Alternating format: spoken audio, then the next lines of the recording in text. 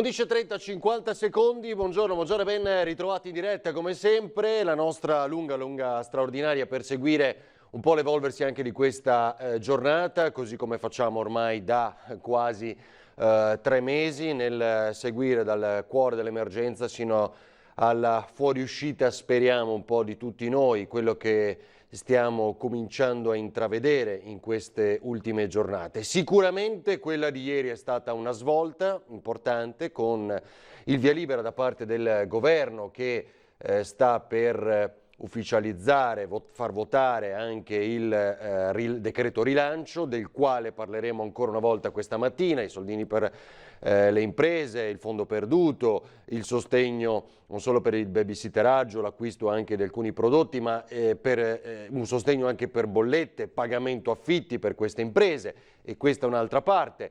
Ma la riapertura dal 18, come ricordiamo ancora nel nostro titolo. Dunque potete seguire anche la diretta in streaming sulle nostre pagine Facebook, quella di Antena 3 per i vostri commenti. Ora, prima di collegarci con Ilaria Marchiori, che tra un'ora insieme credo a Sandro Ponchio ci garantirà la diretta della conferenza stampa di Luca Zaia, quindi a meno di 24 ore da questa decisione del governo chiaramente scopriremo qualche dettaglio in più.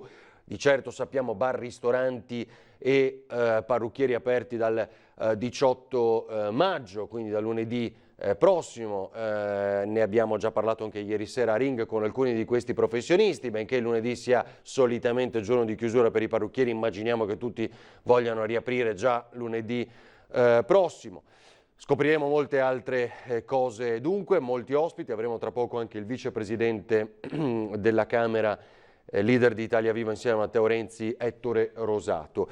Dunque, prima di collegarci con Ilaria Marchiori e tanti altri ospiti, dunque Antonio Esposito e Italo Morao che sono in regia, io chiederei Tony di riascoltare insieme il primo commento a caldo di Luca Zaia ieri sera, perché appunto è intervenuto nel corso della diretta di Ring per commentare quanto deciso pochi istanti prima, e facciamo insieme alcuni passaggi che servono, speriamo, a chiarire quanto stabilito, cioè che cosa intende riaprire, come si procede adesso con questa riapertura, cosa decide il governo e cosa invece la regione, i campeggi, le piscine, tante domande che sono arrivate anche dai nostri telespettatori nel corso della puntata di Ring di ieri sera, alle quali ha risposto in diretta il governatore Zaia. Facciamo il punto con questa intervista. Grazie per essere con noi. Allora, ho già letto un suo lancio d'ansa, una prima dichiarazione, quindi domani mattina sappiamo che deve attendere le linee guida. Cosa scrive? Riapre tutto? Guardi, se i presupposti sono quelli che abbiamo negoziato questa sera, io conto di mettere in piedi l'apertura di tutto, come ho detto in questi giorni, per lunedì 18. Ovviamente dovremo trattare ancora con il governo in questi giorni, in queste ore. Sembra, sottolineo sembra, mi sentite? Certo, benissimo, non si preoccupi. Sembra dei presupposti che si vedono che il governo pensi di fare un provvedimento di un'apertura di base per alcune attività, dopodiché si deleghino le regioni a fare il resto. E se sarà così, il resto per noi significa aprire tutto quello che si può aprire.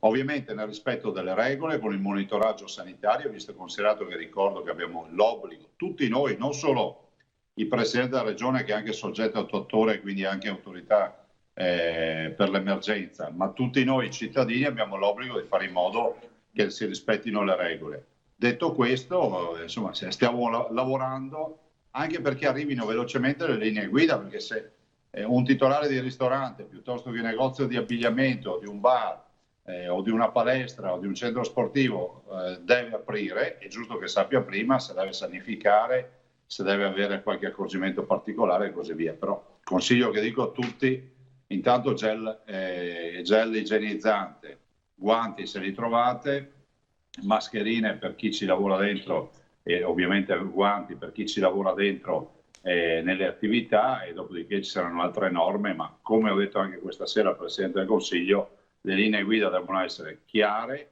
sicuramente rigorose, ma poche, sì, che non ci inventiamo robe tipo i box in plexiglass al mare per mettere in sicurezza i cittadini sotto l'ombrellone. Tra l'altro, quindi diciamo, lei include tutte le risposte nel momento in cui dice aprire tutto quello che si può aprire, quindi il governo farà qualcosa, il resto viene delegato in autonomia, come lei ha sottolineato anche nella prima comunicazione, alle regioni. Quindi se le chiedo, qui ci domandano le palestre, le piscine, i campeggi, Ma tutto. guardi, io penso questo, penso che si possa affrontare assolutamente tutto il tema delle attività commerciali, parlo dei negozi, tutto il tema dei bar e ristoranti, le palestre e i centri sportivi e ovviamente tutto il tema della cura della persona, che avrei dovuto dirlo per prima, visto poveri che sono diventati l'emblema di questo coronavirus. Sembra che i parrucchieri siano il vero problema della Certo. sanità. Guardate, io penso invece che il lunedì 18, per carità, potremmo fare anche lo strappo alla regola, cioè il lunedì si aprono per la prima volta, magari da anni, i parrucchieri, Che i i lunedì sono barbieri, chiusi, certo. che il lunedì sono chiusi, facciamo uno strappo. Poi ovviamente magari sapranno i sindaci magari fare anche le deroghe sugli orari, perché ci sarà un sacco di lavoro, è giusto che se qualcuno desidera affrontare, diciamo, e recuperare il lavoro non fatto, è giusto che lo faccia. Certo, però le palestre, no, che magari sono luoghi al chiuso, su quello bisogna capire bene come saranno queste linee guida. Ma Avarino, stiamo a vedere, cioè, di certo io sto dalla parte dei Veneti a difendere ovviamente con responsabilità perché insomma mi posso permettermi anche di dirlo, insomma io sono quello che ha fatto ordinanze per chiudere il carnevale, per chiudere molte attività, ho chiuso ospedali con le mie ordinanze per il coronavirus, quindi ho fatto le scelte con responsabilità quando ai cittadini non piaceva, le faremo ancora, ovviamente siamo chiamati tutti alla responsabilità. Non deve mai passare l'idea a livello nazionale che i Veneti vogliono aprire tutto e sono dei responsabili, perché tanto per dire il collega De Luca continua a dire a chiedere che ci sia ovviamente il blocco della mobilità tra regioni, perché lui Esatto, dice io a se questo volevo arrivano i miei arrivare, Presidente. conterranei, prego. Cioè, questo come lo gestirà? Perché sarà in capo a lei, cioè a quel punto lei dirà magari i confini, no? I comuni confinanti con un'altra regione, quelli si possono incrociare. Gestirà in accordo con Massimiliano Federica, magari, no? Del vicino Friuli Venezia Giulia, che tra Veneto e Friuli Venezia Giulia si possa circolare tranquillamente. Cioè, come sarà questo? Perché ce lo chiedono molti, via SMS. Ma mi sa che è un problema che ha lei più che Ah altro. sì, sì, no, esatto, vabbè, questo sì, no, ma come vede, per No, ma lavoro, al diciamo, di sono là, riuscito a... al di là della battuta, dico che un accordo l'ho già firmato con, con Trento Sì. per comuni confinanti. Pensi che abbiamo dei comuni nel Primiero, nella zona del Primiero, dove si circola per andare nell'area del tuo comune, fai dei tratti di strada che sono trentini, dei tratti veneti, dei tratti trentini e così via. E quindi adesso l'idea è quella di fare gli accordi tra regioni, ove possibile ovviamente, perché la mia idea sarebbe quella di pensare di quantomeno garantire la mobilità tra le regioni per le province confinanti, che so, Treviso con Pordenone piuttosto che Venezia con Udine e così via. Dopodiché ovviamente dipende sempre dalla situazione epidemiologica dei territori, perché è anche vero che in alcuni territori ci possono essere problematicità per cui è bene ancora che restino, diciamo, chiusi rispetto al transito normale. Questa è una, diciamo, una dichiarazione molto importante, Presidente, perché tanti ovviamente, come dicevo, ce lo chiedono. Poi vengo ovviamente alla questione elezioni, ma qua ci scrivono anche i centri commerciali, però le chiedono quel caso, lei ha detto sì, si riapre, almeno si riapre tutto il possibile, ma immagino che farà una valutazione ancora nelle prossime ore, ma di tenerli chiusi la domenica, no? Sa che poi è la richiesta di molti dipendenti. Ma guardi, per ora la mia ordinanza chiude i supermercati la Sì. domenica, il fai da te, il brico, tutte queste robe qui. E stiamo valutando, però voglio ricordare, perché bisogna anche parlarci chiaro, questo io lo posso fare perché siamo in fase emergenziale, non è una competenza della regione quella di discutere gli orari di apertura dei centri commerciali e quindi vi ricordo che quello che si fa ora definitivamente cesserà con la fine dello stato emergenziale. Se lo stato emergenziale finirà a luglio vuol dire che alcune cose non le potrò più fare da luglio. Certo. Senta, però oggi ha visto che le mascherine mancano, almeno è la denuncia di Federfarma che dicono abbiamo da domani sono finite. Su questo cosa dice? Cosa vuole che le dica? Io da 2 mesi che lo dico che sarebbe accaduto questo. Andate a prendervi, penso di averlo detto tutti i giorni, bisogna revocare l'articolo del decreto che prevede la confisca. Punto. Oggi avremo le mascherine. Guardi, la regione si è rifornita di mascherine, ne abbiamo comprati 24 milioni e mezzo in numero, e comunque si comprano all'ingrosso in maniera importante al di sotto dei 50 centesimi, ma non tanto al di sotto. Per cui penso che se avessimo questa mole di mascherine che arrivano, allora tutti riescono a approvvigionarsi, se no finisce che quelle poche che trovi costano tanto. Esatto. Allora, Presidente, quindi sulle elezioni però mi sembra di capire ormai che già la immagino perché la seguo ovviamente per tutti i giorni alle 12:30 e quindi domani tornerà su questo tema di sicuro con le domande dei colleghi. Però lei dice apriamo tutto, possiamo aprire tutto, però non andiamo a votare. Questo già la mettiamo diciamo al netto, no? Questa dichiarazione che immagino di poter prevedere. Però così sembra andare ormai, non ci sono più i tempi?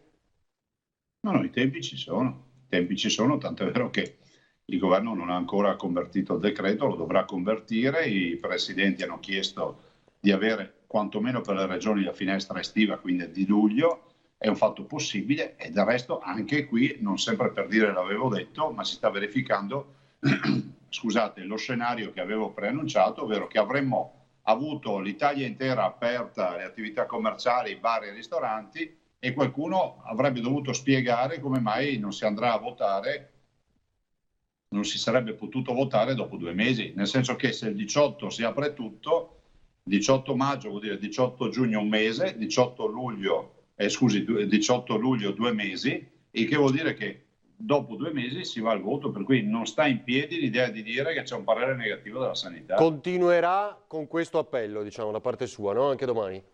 La guardi che Avarino, noi l'abbiamo scritto nero su bianco e io capisco che c'è qualcuno che non vuole andare a casa, non vuole sentire il giudizio degli elettori, però in tutta sincerità l'elezione è l'unico aspetto positivo che ha in mano l'elettore, no? La democrazia prevede le elezioni. Parlo contro i miei interessi, io avrei d'ufficio una proroga di 6 mesi. Penso che sia invece più corretto che i Veneti vadano a eleggersi il proprio presidente. Insomma, è bene che a livello di regioni, di comuni, andiamo a pagare lo stipendio di chi è eletto e non di chi è prorogato, visto e considerato che non è mai accaduto nella storia che si proroghi fino a 6 mesi. Vorrebbero farci andare a votare a fine ottobre, primi di novembre. Di certo, quasi sicuramente, secondo i dati, tornerà il coronavirus e mi dica lei cosa accadrà. Accadrà che la proroga sarà di un anno e accontenteremo quelli che non vogliono andare a votare. Certo, qua adesso arriva un altro sms, abito in provincia di Rovigo, posso andare a trovare i miei parenti in Lombardia ma sono a 3 chilometri, lei ha già risposto su questo, quindi diciamo, farete accordi, quindi molto molto importante. Senta, dei migranti in agricoltura, lei cosa pensa di tutto questo dibattito? Cioè, ce n'è bisogno, quindi la grande sanatoria di cui si discute? Ma sanatorie, non capisco in che senso sanatorie. Cioè sul fatto che possa essere concesso questo permesso lavorativo a 300.000, si è detto 600.000, perché mancano in agricoltura lavoratori che di solito sono stranieri. Ma guardi, io le dico che non ho seguito da vicino sta vicenda. Io penso che le leggi vadano rispettate. La parola sanatoria non mi piace. Io conosco un sacco di ragazzi, studenti che si propongono per fare, che so, le vendemmie o quant'altro. Le ho fatte anch'io, le fanno in molti. E sicuramente l'agricoltura ha bisogno spesso di manovalanza, però è pur vero che tutto deve essere fatto con regolarità, appunto, che non si trovi, ma le ripeto, parlo senza conoscere il caso specifico nello specifico, mi perdoni il besticcio di parole, che non si trovi anche qui l'occasione di parlare di sanatorie. Quindi, Presidente, le rubo veramente l'ultima battuta. Prego. Sarà un nuovo DPCM e poi un'ordinanza a firma sua? Come funzionerà tecnicamente? Da quel che dovrebbe accadere, ovvero dovremmo fare in modo che ci sarà da un lato un provvedimento del governo che darà delle aperture di base e dall'altro ovviamente poi una facoltà delle regioni ad ampliare queste aperture. Se parola è parola, questa dovrebbe essere la direzione. Ma in base all'indice famoso, che adesso è più o meno 0,5, credo, no? L'R con 0, che poi è l'R con T dopo. C'è tutta una serie di parametri da rispettare. È bene ricordare i veneti che se non portano la mascherina non rispettano le regole minimali e tutti si mettono a far festa. Se abbiamo la sfortuna che ritorniamo a portare in ospedale ricoverati, aumentano le terapie intensive, ci tocca purtroppo richiudere. Ecco, allora, Presidente, non so se vuole rispondere, per i matrimoni in agosto, non so se è la sposa che ci scrive, diciamo il marito preoccupato, cioè a quel punto sì, con le distanze, con tutte le... Ma sì, immagino. ma io direi che forse ci potrebbero ancora essere residuali limitazioni se tutto va per il verso giusto rispetto a grandi assembramenti. Però penso che nel ristorante, rispettando le distanze, lo si fa, perché se questo che abbiamo discusso stasera si avvererà, per me il ristorante apre dal 18. Ovviamente se tutto verrà messo nero su bianco, questo lo dico, perché non compete a me. Se competesse a me, da me le dico che il ristorante l'avrei già aperto. Però penso che ad agosto, insomma, se i ristoranti vengono aperti il 18 maggio, si tratterà di fare un matrimonio, diciamo, con poca calca, nel senso che ci sarà un distanziamento tra i tavoli e via. Cioè. Perfetto. Presidente, grazie, grazie davvero. Grazie a voi. Allora, così speriamo di aver chiarito molti punti, ma di certo lo farà ulteriormente nella conferenza stampa in diretta alle 12:30. Tra poco ci collegheremo anche con Ettore Rosato, come anticipato, vicepresidente della Camera dei Deputati. Vedo però inquadrata Ilaria Marchiori da Marghera con Sandro Ponchio. Ilaria, allora che cosa ci dobbiamo aspettare da questa giornata? Sì, buongiorno a tutti, eccoci qui, siamo in attesa proprio come hai anticipato dell'inizio della conferenza del governatore Zaia. Innanzitutto la prima cosa che ci dobbiamo aspettare è delle novità per quanto riguarda questa fase 2 nella medicina generale. Ci sarà infatti Domenico Crisarà, che sarà poi appoggiato anche da altri due colleghi competenti in materia, e dunque questa è una prima novità della giornata. Quindi sapremo anche come e quali le decisioni per quanto riguarda la medicina generale. Ce le comunicheranno proprio nella conferenza stampa di oggi. E poi naturalmente saranno tantissime le domande da porre al governatore alla luce di quanto è stato deciso ieri, di quanto è emerso ieri dalla videoconferenza con i governatori delle altre regioni e poi anche il Premier Conte, e quanto appunto è stato deciso. Naturalmente sono già molte le dichiarazioni però che sono arrivate da più e più parti. Una su tutte mi verrebbe da dire quella del presidente di Confcommercio Unione Metropolitana di Venezia, Massimo Zanon, che chiede sì alla riapertura delle attività ma con regole e sicurezza. Le attività, ha dichiarato, sono condannate a riaprire in un mercato del tutto sconosciuto e pieno di incognite per tutte, senza salvagenti e senza rotta, con il rischio poi di un naufragio di massa.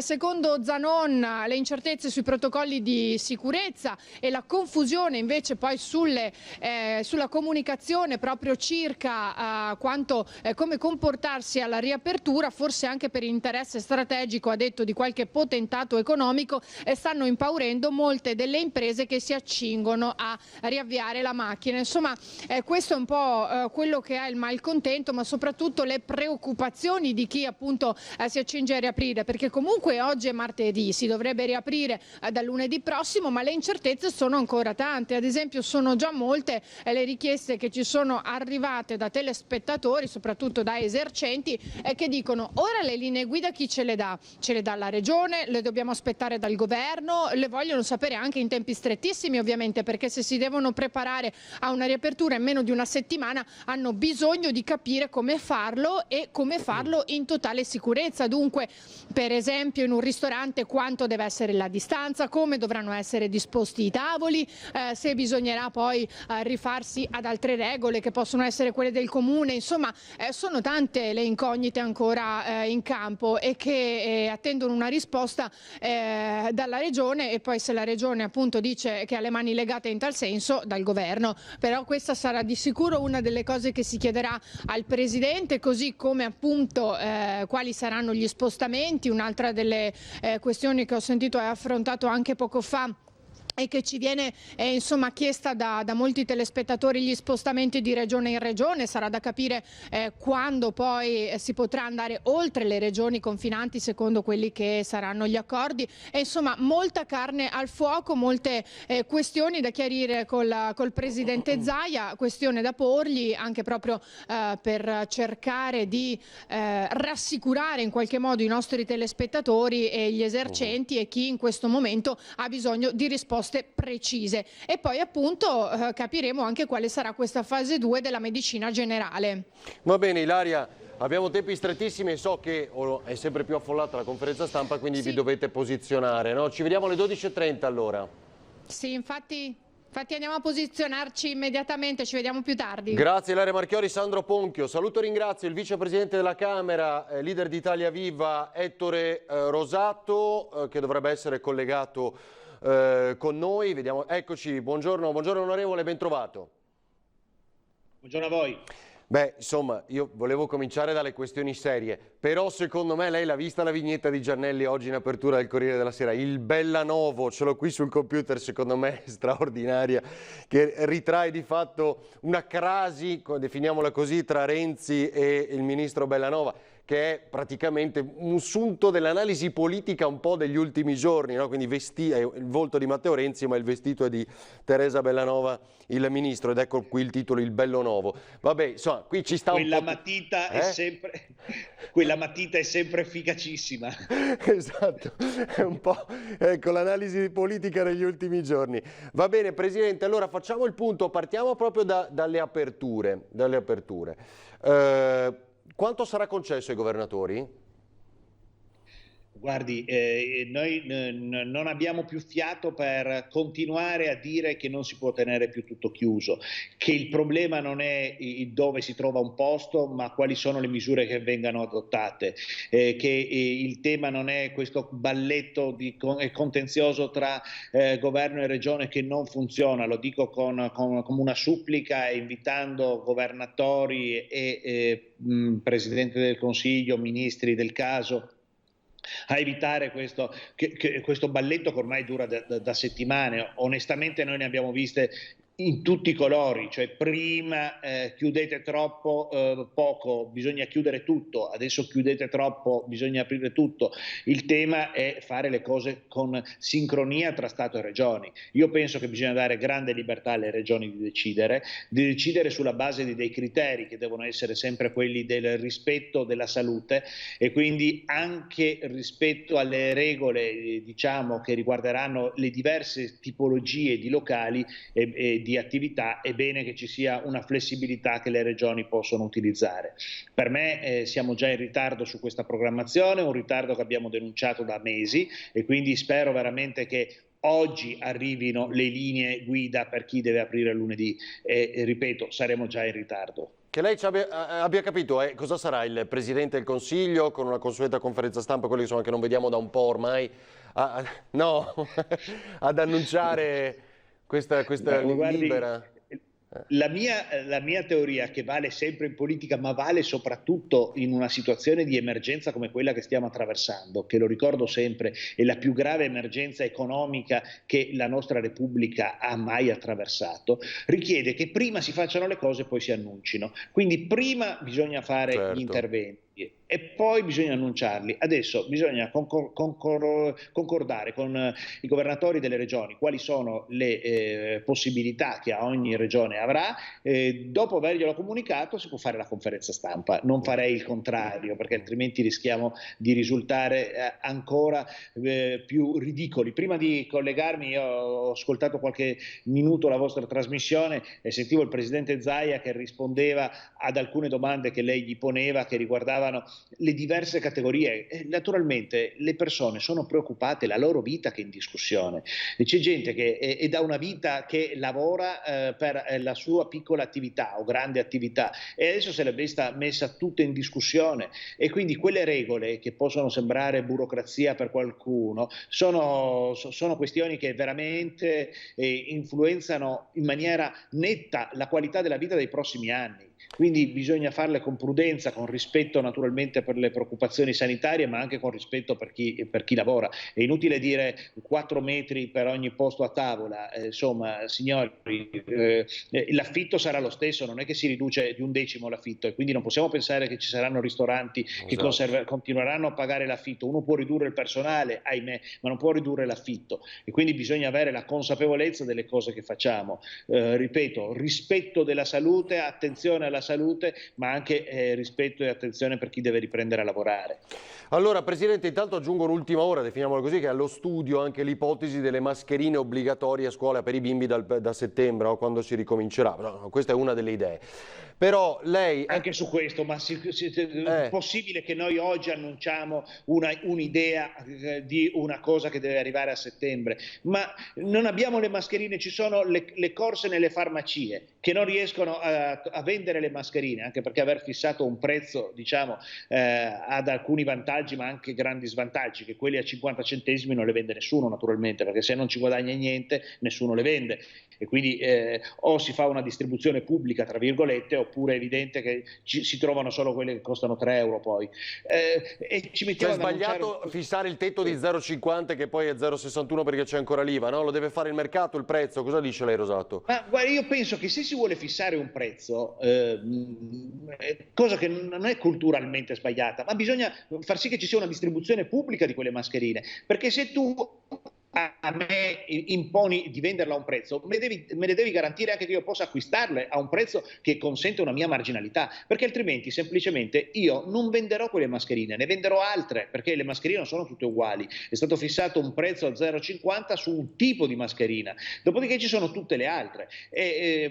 Più di qualche imprenditore mi ha detto: io prima quelle lì le pagavo a €1, adesso le dovrei pagare a 0,50, semplicemente non me le vendono e quindi sono costretto a comprare quelle che costano €2,50. Quindi ci ho perso perché avete fissato il prezzo a 0,50. È un concetto che purtroppo, ahimè, è facilmente comprensibile, e quindi se lo Stato fissa un prezzo sulle mascherine deve garantire che quelle mascherine siano in distribuzione, deve garantire che quei farmacisti che sono tenuti a venderlo abbiano una loro marginalità e che quindi ci sia una catena che funziona.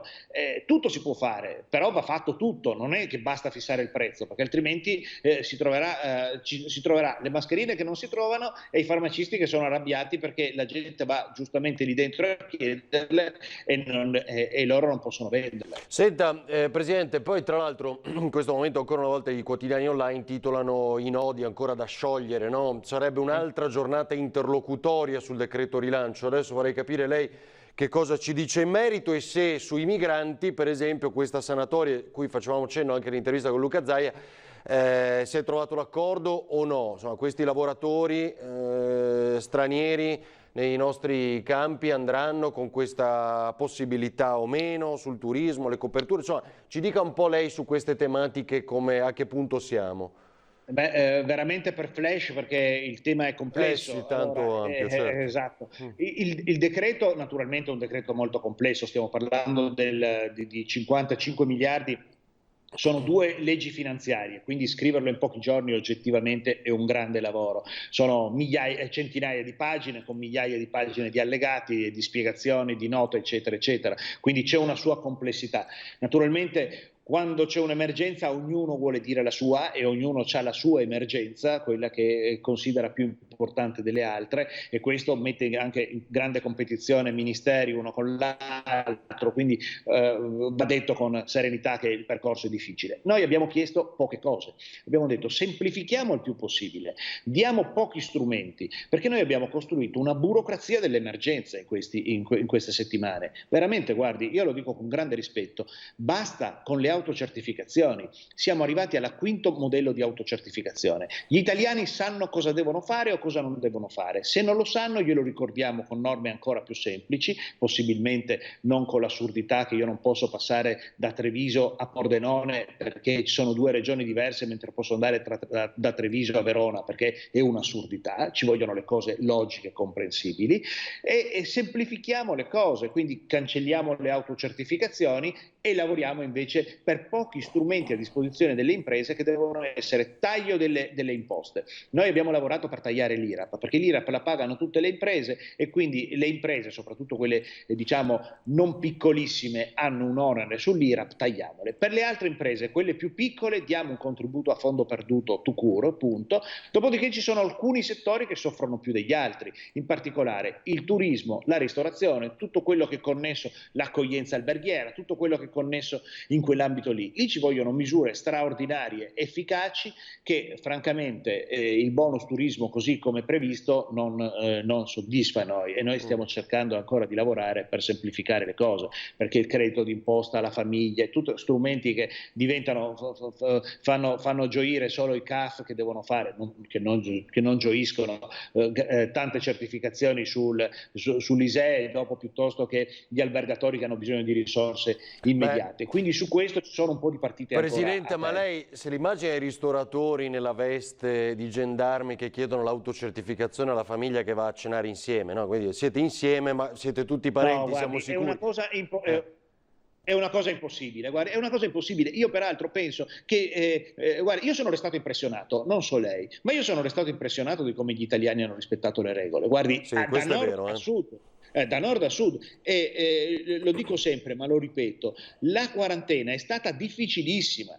Perché non tutti hanno la casa col giardino, la pubblicità, restate a casa con un salotto di 50 metri quadrati, è facile restare a casa con un salone di 50 metri quadrati, ma quando stai in 50 metri quadrati in 4, la quarantena è stato un calvario, magari con i bambini piccoli. Quindi gli italiani hanno rispettato le regole, bisogna fidarsi degli italiani, basta, ripeto, con le autocertificazioni. Se io vado al ristorante con mia moglie e dopo dico che è mia moglie, quindi signor, mi può dare un tavolo con la distanza sociale normale, perché vado a cena con mia moglie, il ristoratore non può avere l'obbligo che deve controllare se quella è mia moglie o meno, esatto, perché altrimenti non finiamo più. Siamo in uno stato etico di polizia, mi devo fidare, è come se io guido e devo farmi l'autocertificazione con la patente. No, tengo la patente in tasca, dopodiché non è che a tutti devono mostrare la patente sul cruscotto. Se c'è un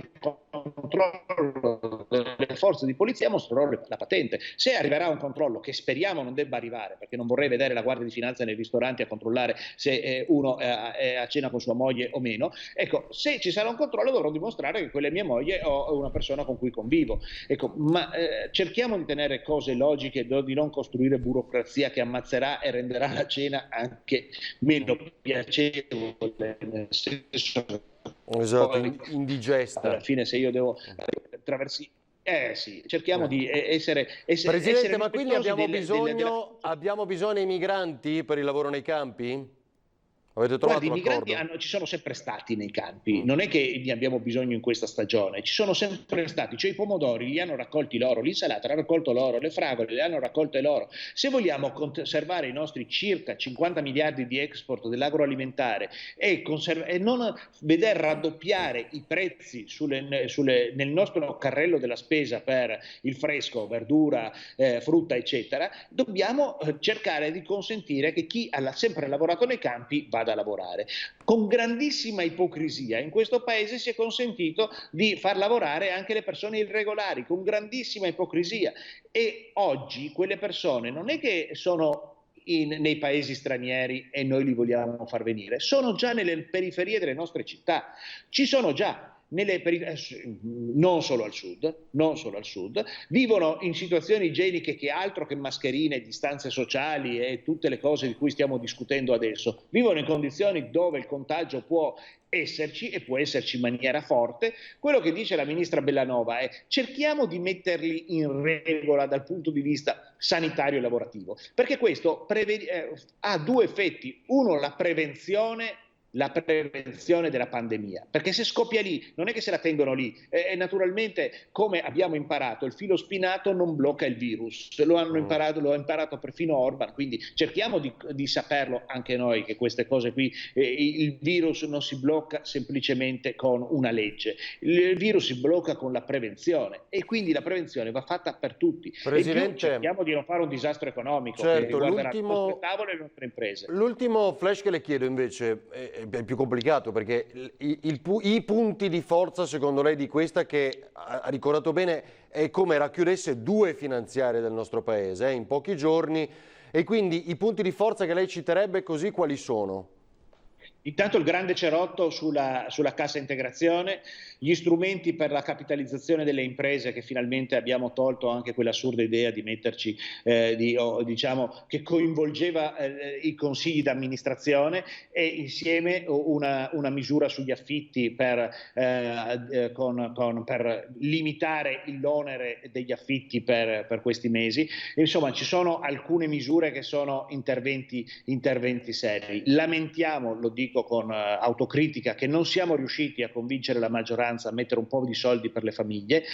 Serviva, insomma, differenziare chi ha figli o non ha figli in una situazione di questo tipo. Bisognava fare. Stiamo lavorando ancora, e non abbiamo chiuso, sul tema dei congedi parentali, perché abbiamo bisogno, c'è una consapevolezza che almeno per me è evidentissima, che se le scuole sono chiuse, i servizi per i bambini non sono a pieno regime, tutt'altro, da qualche parte sono completamente bloccati, e bisogna che le mamme possano stare a casa con i bambini, perché da qualche parte devono stare, non possono stare nemmeno con i nonni.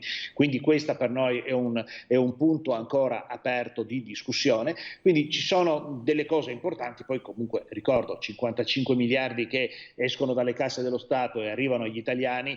Speriamo di farli arrivare velocemente, non con la burocrazia che ancora blocca la cassa integrazione. Sì. Speriamo di farli arrivare velocemente, ma sono un'iniezione di liquidità importante. A questo dobbiamo far corrispondere un successivo provvedimento che secondo noi è urgentissimo e bisogna scriverlo, che da una parte sblocchi i cantieri, perché ci sono molte risorse, 120 miliardi di euro di opere ferme che vanno sbloccate. Ci vuole una norma come quella per l'Expo, come quella per Pompei, come quella per il Ponte Morandi, di Genova, un commissario. E il Veneto ne ha parecchie di queste opere bloccate. Seconda cosa, bisogna trovare dei filoni di finanziamento che incentivino la rinascita dei settori, in particolare del turismo, dell'alberghiero, della ristorazione, della nostra accoglienza, che sono del sistema balneare. E ha visto anche l'appello dei sindaci delle città più turistiche d'Italia, no? Che oggi assolutamente hanno ragione. Guardi che gli Stati Uniti hanno bloccato i voli fino al 31 ottobre in Italia, quindi vuol dire ci sono alberghi, ci sono catene, ci sono filiere del turismo che vivevano per il 25% con gli Stati Uniti, quindi quella roba lì non torna più nel 2020, bisogna parlarne nel 2021, e certe cose non funzioneranno semplicemente con andiamo tutti in vacanza, perché quest'anno è stato talmente dura che, nonostante tutti i bonus si possono dare, non è che gli italiani adesso hanno in mente la prima cosa dove vado in vacanza. Purtroppo gli italiani hanno in mente come faccio a far ripartire l'economia della mia famiglia, della mia azienda, perché l'economia delle aziende riguarda anche i lavoratori e non riguarda mica solo gli imprenditori. Senz'altro. Grazie davvero a Ettore Rosato, buongiorno onorevole, vicepresidente della Camera dei Deputati, grazie e buon lavoro, Italia Viva. Allora, io credo sia già collegato Francesco Rampici, allora aspettiamo qualche istante, andiamo in pubblicità e dopo vi raccontiamo una storia, tra poco.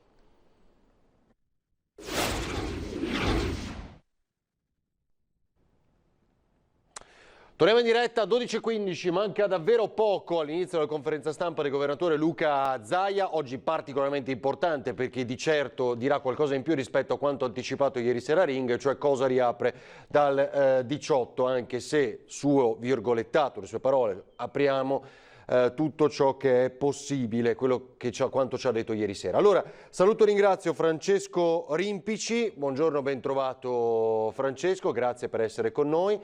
Lei è infermiere e ha una storia particolare, ovviamente, come abbiamo visto incontrato un po' in questi mesi, di chi vive e ha vissuto al fronte e purtroppo ha anche contratto la malattia, no Francesco?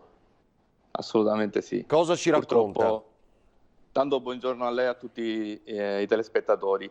Allora, io sono intanto onorato in questo giorno importante per l'infermiere di rilasciare questa intervista, in quanto siamo in un periodo molto difficile per tutti e soprattutto noi sanitari abbiamo avuto dei momenti difficili. Sì, come infermiere mi sento di dire che noi abbiamo avuto questa occasione, purtroppo in un momento tragico a livello sociale un po' essere visti in maniera diversa, quindi sono felicissimo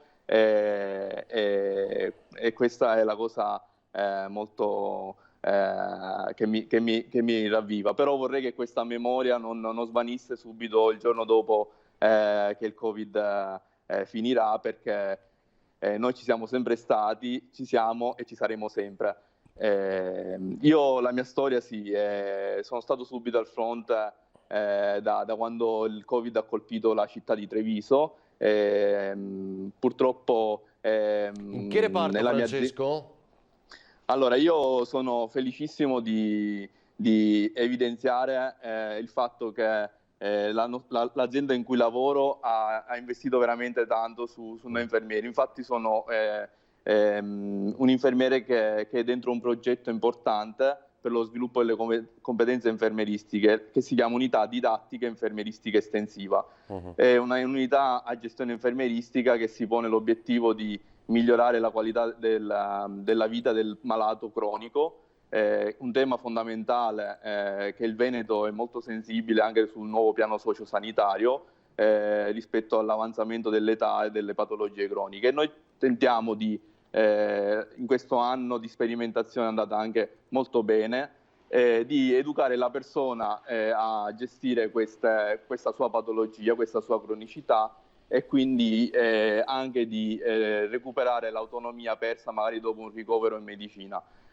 Purtroppo causa Covid questo progetto è un po' in stand-by e quindi speriamo bene che riprenda, ecco. Io ho lavorato in geriatria per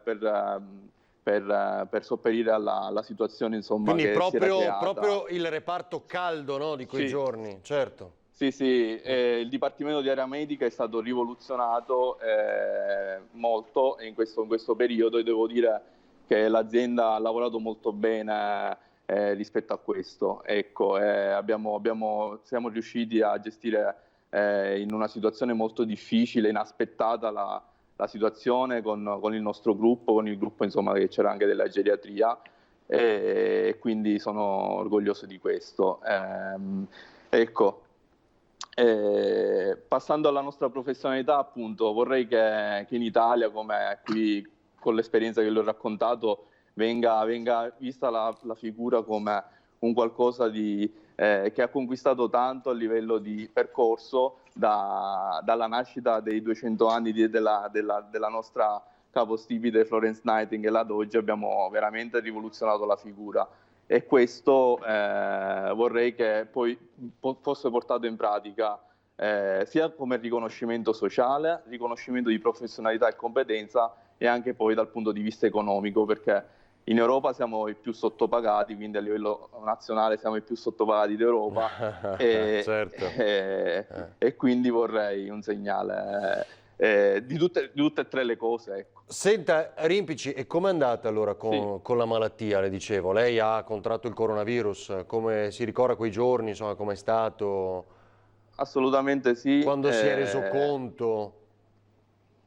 Allora, mi sono reso conto quando ero in reparto, ho avuto un forte mal di testa, una domenica pomeriggio, domenica delle Palme, il lunedì ho fatto la notte, ho peggiorato il mio senso di malessere, e il martedì sera ho avuto la febbre.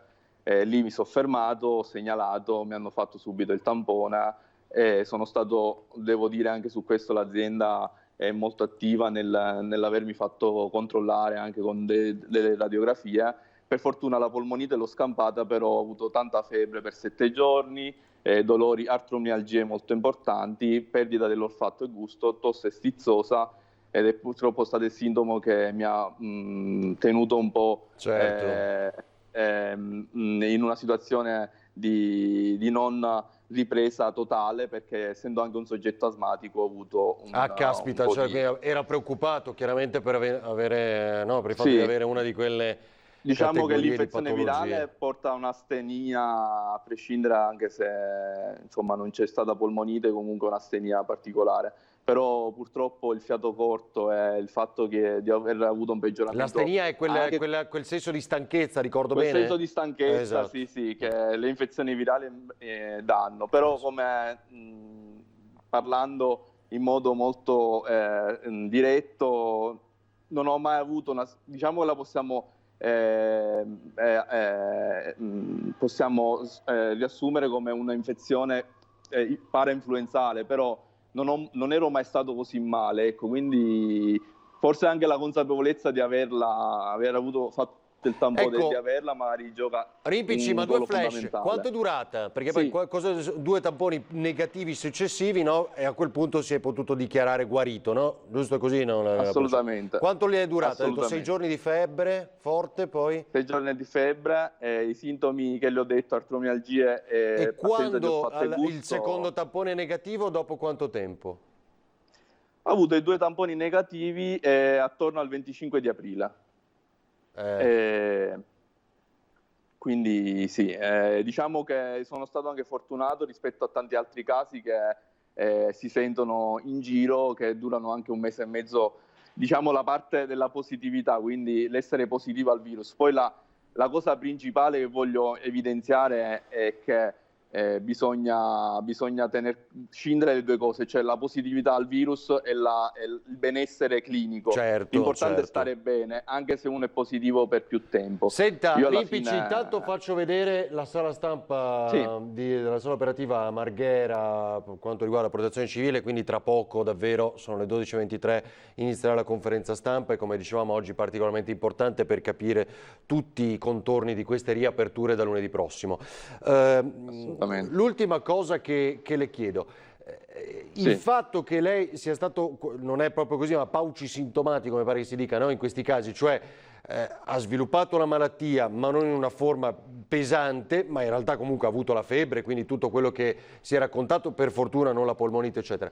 Lei ha fatto Sì. il test sierologico e poi per capire quanto eventualmente abbia di anticorpi sviluppati per far parte di quella banca del plasma di cui tanto parliamo, no, in queste giornate. Solo per chiederle su questo fronte. Guardi, sì, la ringrazio della domanda perché è un messaggio che voglio dare a tutti i cittadini che sono a conoscenza di aver contratto il Covid. A Treviso, sotto la direzione in medicina trasfusionale, è partita la campagna di donazione del plasma. Io già mi sono attivato per poterla fare. In realtà io in questo caso non riesco ad oggi ad avere un test sierologico da fare. In realtà lo farò tramite questo servizio in cui donerò il plasma e quindi tramite un prelievo mi vedranno le immunoglobuline, ecco. Però ad oggi non c'è un servizio che vada a vedere se la persona ha contratto o no il virus. So che c'è una campagna a Villorba, però tramite saponetta, quindi tramite il prelievo capillare, però a mio parere, da quello che vedo, non è ancora un prelievo che è sensibile, insomma, e che dà un risultato certo. Bisogna aspettare il prelievo del sangue, come stanno facendo per vedere se ci sono le immunoglobuline in modo tale da donare il plasma. Ecco, questo lo voglio dire.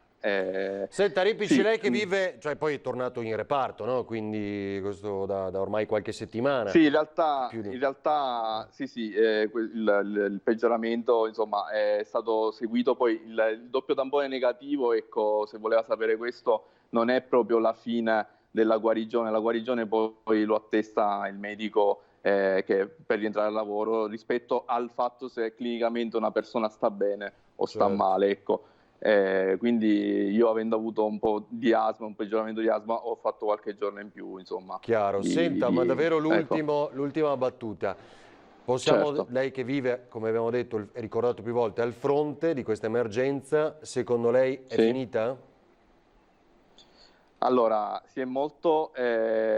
possiamo dire che si è molto abbassato l'R0, quindi il contagio, insomma, si vede anche rispetto ai dati che girano di ottimismo. Le devo dire che in realtà si sono chiusi alcuni reparti che erano stati aperti per gestire il Covid e quindi possiamo dire che molto, molto probabilmente si sta andando verso la giusta via. Però bisogna tenere presente che senza un vaccino e senza una cura sicuramente ancora specifica non possiamo abbassare la guardia, quindi bisogna essere equilibrati sia dal punto di vista di riapertura. Io quello che dico sempre è cercare di gestire al meglio le indicazioni fornite nel distanziamento sociale, nell'igiene, quindi quella è la cosa fondamentale. Però sì, non possiamo, finché non c'è un vaccino e non c'è una cura, non possiamo dire che è finita, quindi bisogna sempre stare allerta e fare le cose per come vanno fatte, anche se l'imprenditore può riaprire, che io spero il più possibile presto tutti, però bisogna seguire le indicazioni che vengono fornite dal comitato tecnico scientifico, e io penso che qui in Veneto sia uno dei migliori comitati tecnici scientifici visto i risultati avuti fino adesso, ecco. Va bene, grazie davvero a Francesco Rimpici, grazie e buona giornata, buon lavoro. Grazie. A proposito, appunto, ha ricordato la giornata dell'infermiere che ricollega la propria storia a Florence Nightingale, che appunto è fondatrice delle scienze infermieristiche moderne. Mentre aspettiamo l'arrivo del governatore Luca Zaia, Tony Italo, vi chiederei, si è già accomodato Carlo Parmeggiani e credo anche Bottacin. Allora aspettiamo, niente, non vediamo però il video che abbiamo visto scorrere in parte durante l'intervista.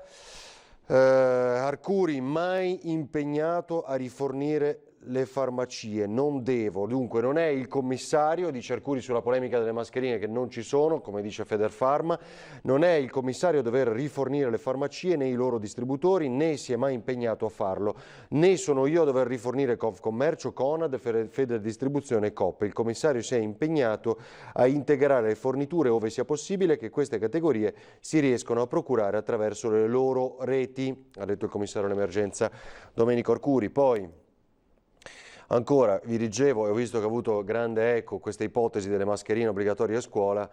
È una delle ipotesi sul tavolo degli esperti che stanno lavorando al piano per consentire di tornare sui banchi a settembre, oltre al distanziamento sociale nelle classi con i banchi separati di almeno 1,5 metri. L'altra ipotesi è che la mascherina sia obbligatoria per tutti gli studenti sopra i 6 anni, i docenti e tutto il personale della scuola. Immaginate. Poi ancora i sindaci a Conte hanno scritto con i servizi a rischio nelle amministrazioni comunali, questo lo sappiamo bene. C'è ancora la polemica su Bonafede, il ministro Bonafede, le scarcerazioni di quasi 500 delinquenti, lo sapete, molti boss. Riguardo alle strumentalizzazioni che qualcuno vorrà ancora una volta fare in merito alle ormai note scarcerazioni, ricordo che sono state determinate da decisioni prese in piena autonomia e indipendenza dai magistrati competenti, nella maggior parte dei casi per motivi di salute, sui quali ovviamente non c'è stato alcun condizionamento da parte del Ministero o del Governo. Lo ha detto il Ministro della Giustizia Bonafede nella sua informativa alla Camera sulla mancata nomina di Nino Di Matteo al DAP. Politicamente, no, poi si titolerà "Il Ministro scarica sui magistrati". Poi, per dare una lettura anche un po' politica, lo immaginerete, Silvia Romano parla alla madre della cooperante liberata, cerchiamo di dimenticare, di chiudere un capitolo e aprirne un altro, è quanto ha detto Francesca Fumagalli, anche questo tema di grandi polemiche, come sapete, dalle scorse ore. E poi c'è un consigliere comunale con una dichiarazione shock su Facebook, è un trevigiano di Asolo, Nico Basso, un venetista, capogruppo della Civica Verso il Futuro, che avrebbe scritto appunto "impiccatela" sulla sua pagina Facebook, ex assessore della giunta comunale leghista del comune trevigiano di Asolo, un post su Facebook che ha subito cancellato, ma che era accompagnato da altri messaggi di odio e offese volgari alla giovane cooperante italiana liberata in Somalia dopo 18 mesi di prigionia, ripreso oggi alcuni quotidiani e ora anche dalla servizio ANSA, quindi la notizia è di dominio, ben di dominio pubblico ormai per quanto riguarda questo post, come vi dicevamo. E Arcuri attacca, apertura di Repubblica, grazie, attacca nei magazzini delle regioni 55 milioni di mascherine, il prezzo resterà a 61 centesimi, gli speculatori se ne facciano una ragione, quindi diventa questa ormai la lettura politica. Vediamo, è arrivato il governatore Luca Zaia, comincia la conferenza stampa, la riapertura. No. Acqua ragazzi. No pommata, come dice qualcuno. Grazie e buongiorno a tutti. Un ringraziamento e un saluto a tutti coloro che sono collegati. E peraltro oggi è una giornata anche particolare perché abbiamo degli ospiti, dei graditissimi ospiti, capitanati dal dottor Crisarà, che è presidente della FIMG, e quindi i nostri medici di base, e che poi presenteranno un progetto strepitoso.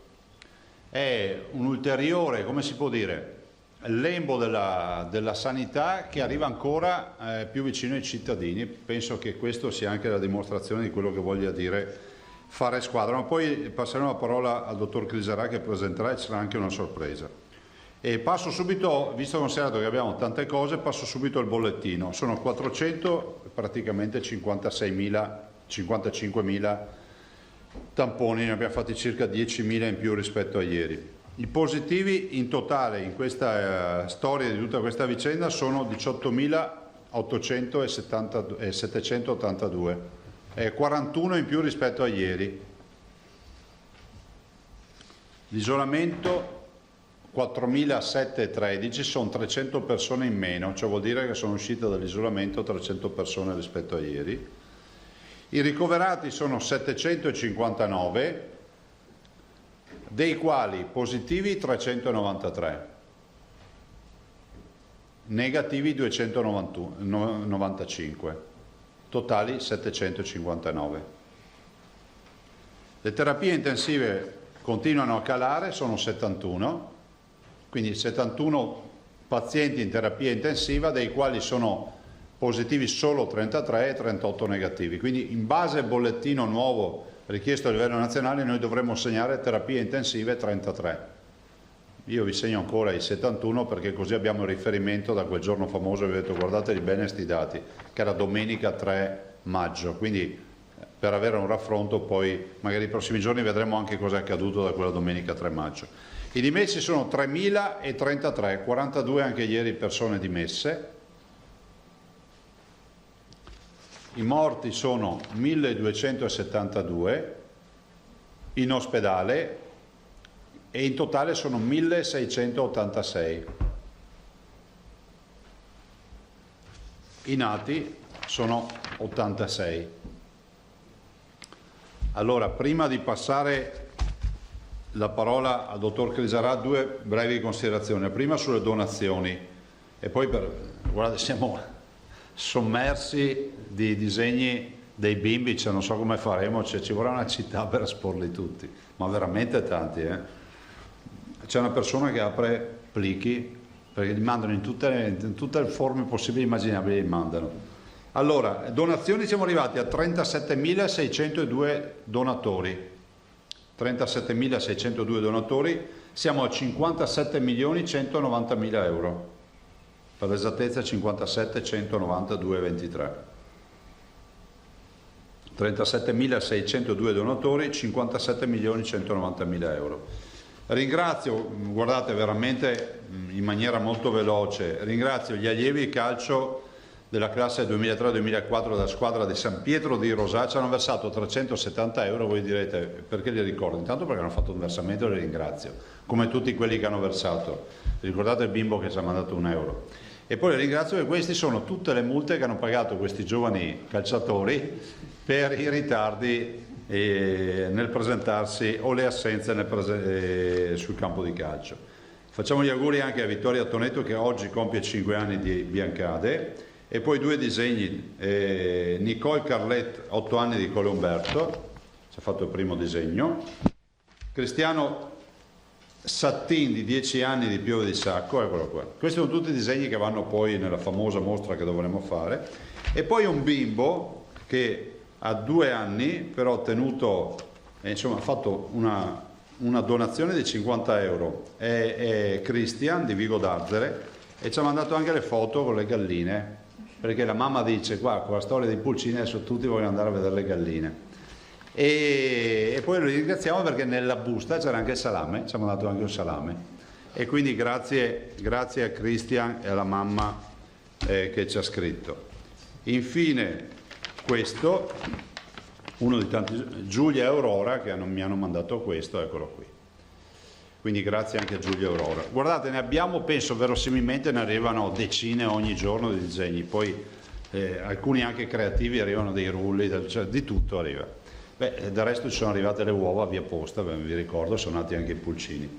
Qui faccio appello alle poste italiane che si pagano tanto super agenzie, per carità non voglio offendere nessuno, per cercare delle idee innovative. Noi ce l'abbiamo, c'è un bimbo che ha mandato 9 uova per posta, le abbiamo messe in incubatrice e sono anche nati i pulcini, per cui la garanzia che le poste conservano bene la merce. Non se n'è rotta una, e i pulcini sono lì visibili. Quindi che sono le uova di Ivan di Ormelle, se non ricordo male il nome. Prima di passare al dottor Crisarà volevo dirvi due robe. Ieri sera ho avuto la videoconferenza col Presidente del Consiglio, il Ministro Boccia e il Ministro Speranza. E avete già conto di quello che è stato deciso. È passata la linea che voi conoscete, che è una linea che io ho tentato di portare avanti, peraltro assieme anche a molti colleghi, che è quella di dire il governo per il 18 faccia delle scelte, diciamo, di base, o meglio standard per tutta l'Italia, dopodiché deleghi le regioni a rifinire l'abito in maniera sartoriale, cioè andiamo via con la stoffa, poi lasciateci la stoffa e poi ci arrangiamo noi. Se così sarà confermato, è stato intendimento del Presidente del Consiglio. Io considero positivo l'incontro avuto ieri sera. Io ieri sera ho detto al Presidente del Consiglio: siamo uno spartiacque tra l'ordine e il disordine. Fare il percorso assieme vuol dire ordine, non farlo assieme vuol dire disordine. E se sarà confermato l'impegno, avremo un DPCM da parte della Presidenza del Consiglio dei Ministri che stabilirà delle aperture o dei nuovi, diciamo, aggiustamenti e delle nuove possibilità per la nostra attività, e poi demanderà, da quello che si è detto, alle regioni per farci poi l'abito sartoriale. Allora, se voi mi chiedete qual è l'abito sartoriale del Veneto, allora il Veneto, premesso che dovremmo rispettare tutti i parametri stabiliti dall'Istituto Superiore della Sanità e dal Comitato Tecnico Scientifico, premesso questo, premesso che non si scherza perché stiamo parlando di un virus, premesso tutto questo e premesso che ci vuole un grande senso di responsabilità da parte di tutti noi, la nostra idea è quella che da lunedì, se ci saranno i presupposti, e lo vedremo nelle prossime ore, di provvedere all'apertura di tutto quello che si può aprire, nel senso che sto parlando di attività commerciali, i negozi per capirci, sto parlando di centri sportivi, palestre, piscine. Anche qui calma un attimo che devo vedere le carte. Se le carte vanno in questa, mi lasciano lo spazio, io le apro. E poi ovviamente i servizi della persona, parrucchiere, estetiste, barbieri, eccetera, e ovviamente tutto quello che sono i contesti del turismo. Insomma, vediamo di affrontare un po' tutto. Ieri sera ci siamo accordati sul fatto che urgentemente debbono essere inviate alle regioni le linee guida dell'INAIL, perché stiamo parlando di ambienti di lavoro ed è fondamentale che ci siano, anche se in maniera molto semplice, io spero, al Presidente del Consiglio ho detto che ci sia la volontà di guardare le linee guida con una visione di semplicità, no? Se serve la mascherina, il gel igienizzante, il distanziamento sociale, lo si dica, lo si scriva, lo si codifichi, ma che poi non ci siano invenzioni perché va bene fare i fenomeni. Il minimo, per mettere in sicurezza i lavoratori e gli avventori o i clienti o coloro che comunque frequenteranno le attività commerciali. L'assessore Lanzarin domani ha già convocato le parti, quindi le parti sociali, sì, le stiamo convocando, il mondo datoriale e quant'altro, in via prudenziale, sperando che non cambi nulla, per presentare le linee guida INAIL e quindi dire: mondo del turismo, queste in teoria dovrebbero essere linee guida. Poi se c'è qualche aggiustamento da fare nel limite del consentito lo proporremmo, però è fondamentale comunque cominciare a partire. È come quando si parte di corsa per un viaggio, sicuramente ci siamo dimenticati un paio di calzini che dovevamo mettere in borsa, o il cambio della camicia o lo spazzolino da denti, però in viaggio si va, È inutile che stiamo qui a fare polemica per lo spazzolino dimenticato e i calzini dimenticati. In viaggio si va, nel senso che noi vogliamo partire lunedì. Questo è quello che vi dico. Ai cittadini, e poi ho chiuso, faccio un appello. Qua ci giochiamo il futuro, ve l'ho già detto una volta sta frase. E non voglio che diventi come il gioco dell'oca questa partita, perché tornare alla casella di partenza vuol dire la fine, perché capite che ripartire con le attività e ritrovarsi sulla stampa mondiale, perché se noi siamo sotto i riflettori per la virtuosità, capite che il livello è esponenziale anche per la non virtuosità. Una reinfezione in Veneto non è una reinfezione qualsiasi, è il Veneto virtuoso che si reinfetta. Per cui la mia preghiera che faccio a tutti è di usare le mascherine, di non fare i fenomeni con la mascherina al collo o con mezzo naso dentro, mezzo fuori, perché non serve a niente. Chiedo solo questo, perché se lo facciamo tutti, e ad oggi gli indicatori sono buoni, sanitari, se lo facciamo tutti abbiamo certezza quasi matematica che sta sfida la vinciamo, se no dovremmo dire al mondo intero che ci siamo sbagliati, ma sarebbe la fine. Mettiamoci tutti una mano sulla coscienza per pensare al mondo del turismo che ha bisogno di aiuto e li possiamo aiutare rispettando le regole, ai tanti commercianti che ancora non hanno aperto, a tutti coloro che sono in difficoltà.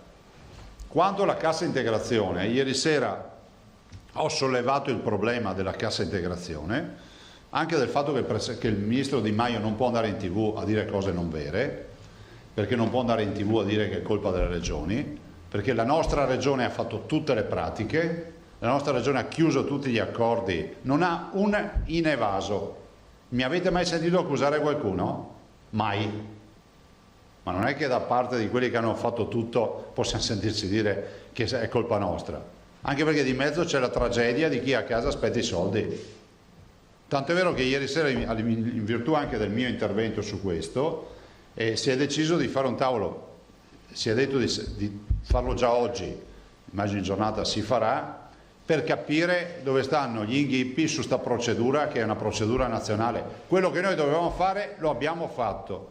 Sfido chiunque, soprattutto quei tromboni che vanno in giro a fare dichiarazioni, di dire cosa ha sbagliato la Regione Veneto.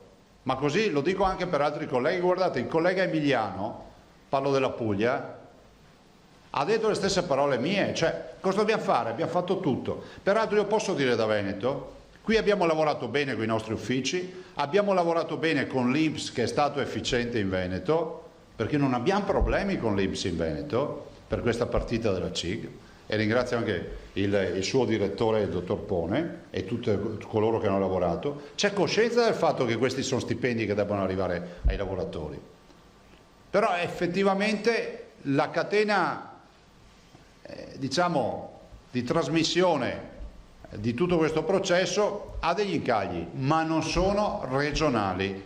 Non ho accusato nessuno, dico ha degli incagli. Probabilmente ci vuole una goccia d'olio sul posto giusto, e la goccia d'olio non è la corruzione come dice qualcuno, ma il fatto che probabilmente c'è un po' di ruggine in qualche ingranaggio, chissà che gira meglio, no? Basta. Prima delle domande passo la parola e gli cedo il posto per poco tempo. Poco. Sai che sono pericolosi. La cedo poco la poltrona. No, a parte le battute, cedo il posto al dottor Crisarà. Medici di base sono come, io lo dico sempre, sono come la panda, no? Se non ci fossero bisogna inventarla. A volte ci incazziamo perché discutiamo, però la squadra della sanità del Veneto è fatta dei medici di base, dei medici della sanità pubblica, degli ospedalieri, di tutti coloro che lavorano nella sanità, e se oggi abbiamo questo risultato del coronavirus lo dobbiamo condividere tutti assieme questo risultato. Oggi loro, proprio a dimostrazione della collaborazione e della virtuosità, lanciano, lo possiamo dire, in prima nazionale, un progetto che è unico, cioè ancora più vicini al cittadino, che avrà la possibilità di farsi un cardiogramma, che avrà la possibilità di farsi delle indagini direttamente presso i medici di base. Fermo restando che poi noi stiamo lavorando a un progetto che non possiamo anticipare, molto più ambizioso, che abbiamo subito un arresto per il coronavirus, ma che è un'ulteriore frontiera che mai nessuno ha osato abbattere o ad affrontare. Anche questo sul fronte della medicina territoriale, insomma, Quante volte avete sentito dire ma c'è il territorio sono i medici di base, il territorio sono i servizi di prevenzione, il territorio è la nostra sanità, però tutti assieme abbiamo collaborato per raggiungere questo risultato. Passo la parola al dottor Criserà. Ti lascio qui, Domenico. Devo dire che è emozionante sedersi a questo posto dopo 80 giorni, però infatti me la godo, starò qua. Bene, grazie a tutti, grazie Presidente. Allora oggi inizia per noi anche la fase 2 per la medicina generale. Voi sapete che già dall'inizio di questa storia, dal 9 di marzo, abbiamo messo in atto delle procedure, delle modalità che ci hanno permesso di poter continuare ad assistere la gente senza fare una strage di medici come in altre situazioni. E questo grazie sempre all'intesa perfetta con la Regione. Ora si tratta di aprire ulteriormente, di recuperare quello che è una delle nostre caratteristiche principali, che è l'assistenza a domicilio. Il Veneto ha 30.000 pazienti a domicilio in assistenza programmata o in ADI che in questo periodo, come dire, sono stati un pochino necessariamente trascurati per paura di contagio. Si affianca alla decisione dell'assessore di fare il tampone a tutti i pazienti in programmata e i loro caregiver, quindi anche noi possiamo cominciare ad aprire l'accesso, ma lo facciamo con tecnologie nuove, oltre che con la presenza fisica, sia in studio che a domicilio. E devo dire la verità, il Presidente già a fine novembre di quest'anno era stato testimone insieme al Ministro nella presentazione a Roma di questo progetto, che è stato accelerato.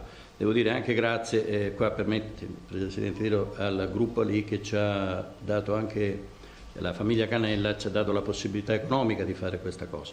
In che cosa consiste? Così farò breve. Intanto è stata costruita da FIMG Nazionale una piattaforma che permette non solo la videovisita, permette anche l'aggiornamento della scheda e della situazione fisica del paziente attraverso dei dispositivi che possono essere lasciati a casa dello stesso, possono stare con il medico in modo che lo stato di salute dall'elettrocardiogramma al polsiossimetro persino alla visita dermatologica possa essere fatta o in ambulatorio o direttamente al domicilio del paziente. E la cosa può avere due livelli, per cui in uno ci sarà la misurazione diretta all'elettrocardiogramma, l'holter pressorio, l'holter ECG, valutato direttamente dal medico di medicina generale. Nel caso lui abbia dei dubbi, abbia delle perplessità, può rivolgersi in tempo reale ad un secondo livello di consultazione specialistica che gli rimanda il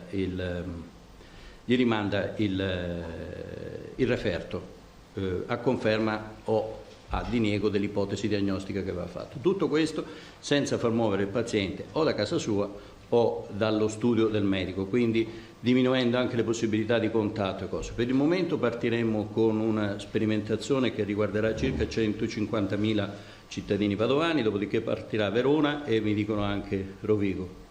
Chiaramente tenete conto che sono tecnologie sofisticate, adesso ve le faremo vedere, oltre a farvi vedere il funzionamento, il reale, avremo un collegamento, un paziente in cui faremo l'esame, un paziente che in questo momento, che ha accettato, quindi abbiamo salvato, che in questo momento è in quarantena, quindi una sorveglianza per la quarantena Covid, e vedrete come funziona la piattaforma. Dopodiché ce lo farà vedere il dottor Toso e dopodiché il dottor Petterle vi farà vedere gli altri strumenti.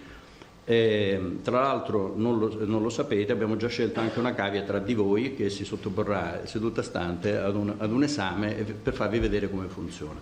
Io direi di non perdere altro tempo, di far vedere Stefano se vuoi. E ahimè lascio questo posto. No, ma resta un attimo se ti fanno domande. No, mi sposto perché... Mi metto il microfono qua. Chiedo scusa a tutti perché sarà un po' diviso tra il monitor, cioè tra la webcam e la lavagna.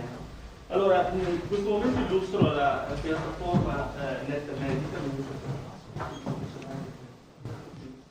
La piattaforma NetMedica che è stata studiata come strumento per la medicina generale, per il monitoraggio, per la visita, visioconsulte, per una serie di funzioni che può essere, diciamo, fatta dal medico di medicina generale nei confronti del paziente. La piattaforma è una piattaforma web, quindi è raggiungibile da qualsiasi in questo momento stiamo utilizzando il computer della protezione civile. Questa è una piattaforma demo, sono pazienti demo, dietro a uno di questi demo c'è un mio paziente realmente in quarantena. Come funziona la piattaforma? Sostanzialmente funziona con un sistema di possibile monitoraggio di tutti i parametri del paziente stesso e sostanzialmente la possibilità di inserire in ogni momento una rivalutazione che comprende una scheda che può essere compilata come normalmente sono compilate le schede. Scusami, io sono abituato a parlare veloce, chiedo scusa. È una scheda appunto che può essere compilata in maniera tramite un colloquio telefonico, la videoconferenza o comunque una scheda anamnestica, e in particolare quello che è importante è che da questa scheda direttamente dentro la piattaforma noi accediamo a due funzioni molto particolari. La prima funzione, che è la funzione di videochiamata, siamo ormai diventati abituati tutti alle videochiamate, alle videoconferenze, quindi credo di non dover spiegare come funziona. Genera un link per il medico e un link per il paziente. Il link può essere inviato via mail, il paziente lo riceve, ovviamente ci si può accordare come prenotazione, diciamo, sull'orario, oppure di che se c'è bisogno di una videochiamata urgente ovviamente ci si attiva per la videochiamata urgente. Adesso io ho inviato un mail al mio paziente, adesso io mi sposto di qua perché ho la telecamera e posso cominciare ad avviare il videoconsulto. Come vedete è sempre web, quindi al momento non ci sono bisogno di client, non c'è bisogno di installare nessun software aggiuntivo. Adesso aspettiamo che il paziente mi risponda.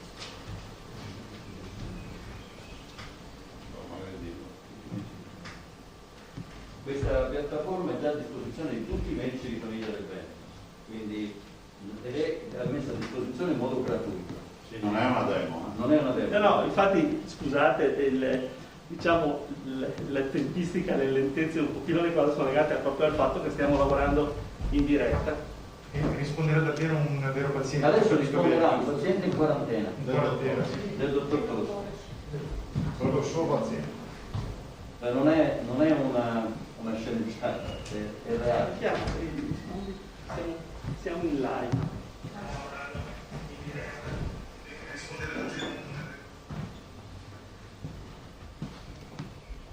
Il resto sono quegli strumenti che sono, come dire, un po' impegnativi. Quindi io rimango qua così vedete anche diciamo, il medico e il paziente. Intanto buongiorno Guido, buongiorno a tutti. Ovviamente in questo momento potrebbe partire la visita, per motivi di tempo la condensiamo nella semplice dimostrazione di quello che è il device che è stato dato. Il paziente ha a casa un pulsiossimetro Bluetooth con il quale misura la sua saturazione di ossigeno. La può misurare quando vuole, in questo caso gliela faccio misurare in tempo reale in modo da far arrivare il dato in tempo reale sulla piattaforma. Quindi Guido, se vuoi misurare, così illustro, chiudo, sposto diciamo la chiamata, ti lascio dietro e ritorno. Quindi prima funzione importante la telecamera, seconda funzione importante, importantissima, l'interazione con i device. Cosa gli è successo?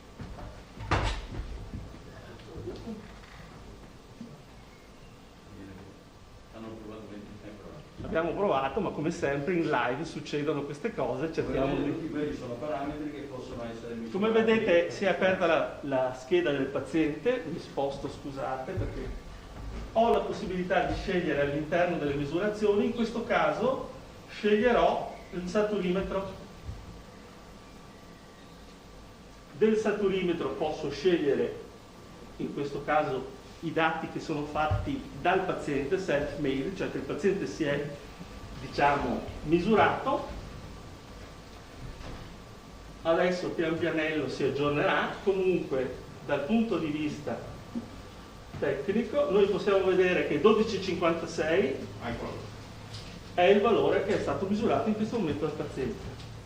Se io ripasso alla parte bassa della schermata, non solo ho la possibilità di avere la misurazione attuale, ma di vedere anche il paziente durante la giornata, ce l'ha da qualche giorno e si è divertito anche a usarlo.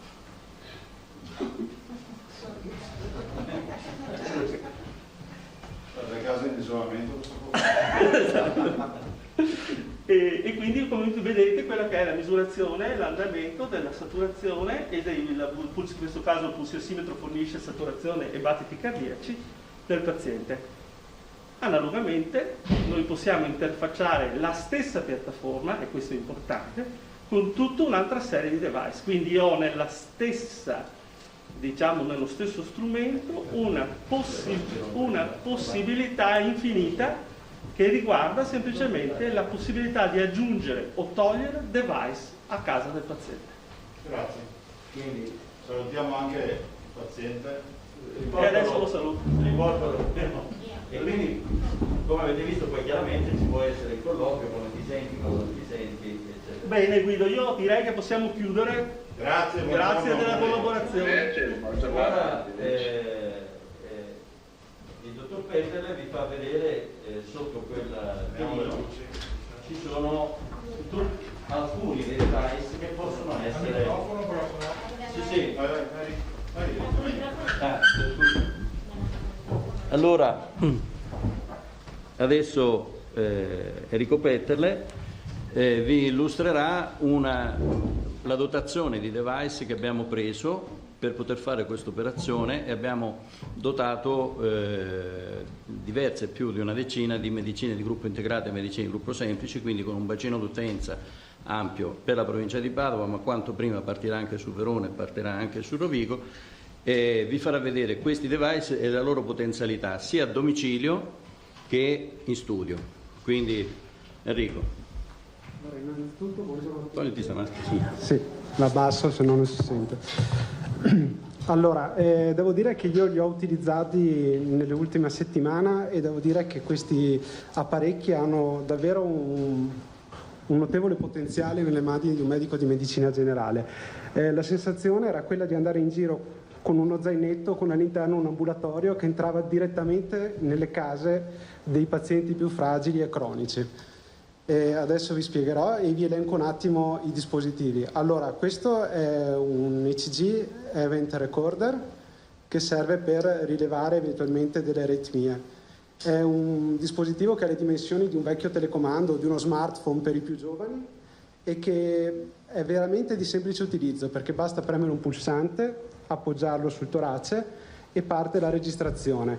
È anche dotato di una SIM che trasmette direttamente, ovunque si trovi il medico, il dato che è stato acquisito. Quindi è facile e veramente immediato da utilizzare. E può essere lasciato a casa dei pazienti che vengono addestrati in pochi minuti.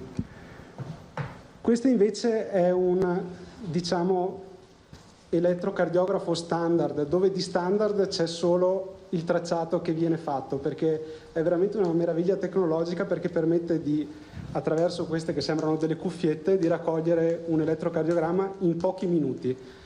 E questo può essere utilizzato sia in ambulatorio, ad esempio per il monitoraggio di tutti quei pazienti che devono fare dei controlli periodici, come ad esempio i diabetici, ma anche a domicilio. L'altra sera sono andato a vedere una signora anziana di 93 anni, ce l'avevo nello zainetto e la signora aveva un battito aritmico e gliel'ho applicato e ho potuto fare un elettrocardiogramma. Normalmente avrei dovuto mandare quella paziente in pronto soccorso, il che vuol dire o muovere mezza famiglia, perché chiaramente è anziana, o muovere un mezzo.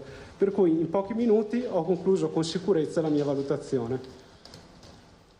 Sempre rimanendo in tema di ECG, questo è un Holter ECG che può essere applicato in pochi secondi, configurato attraverso il computer del medico di medicina generale, e poi può essere lasciato in sede, non ingombra come i dispositivi della generazione precedente, e semplicemente mi viene l'idea che la prossima volta al posto di fare la ricetta attacco direttamente l'Holter ECG. Che può farlo fino a 24 ore, da 24 ore ad una settimana. Cioè noi con quell'aggeggio si può fare un Holter che dura una settimana. Può essere anche lasciato a casa di un paziente cronico, applicato direttamente dal medico.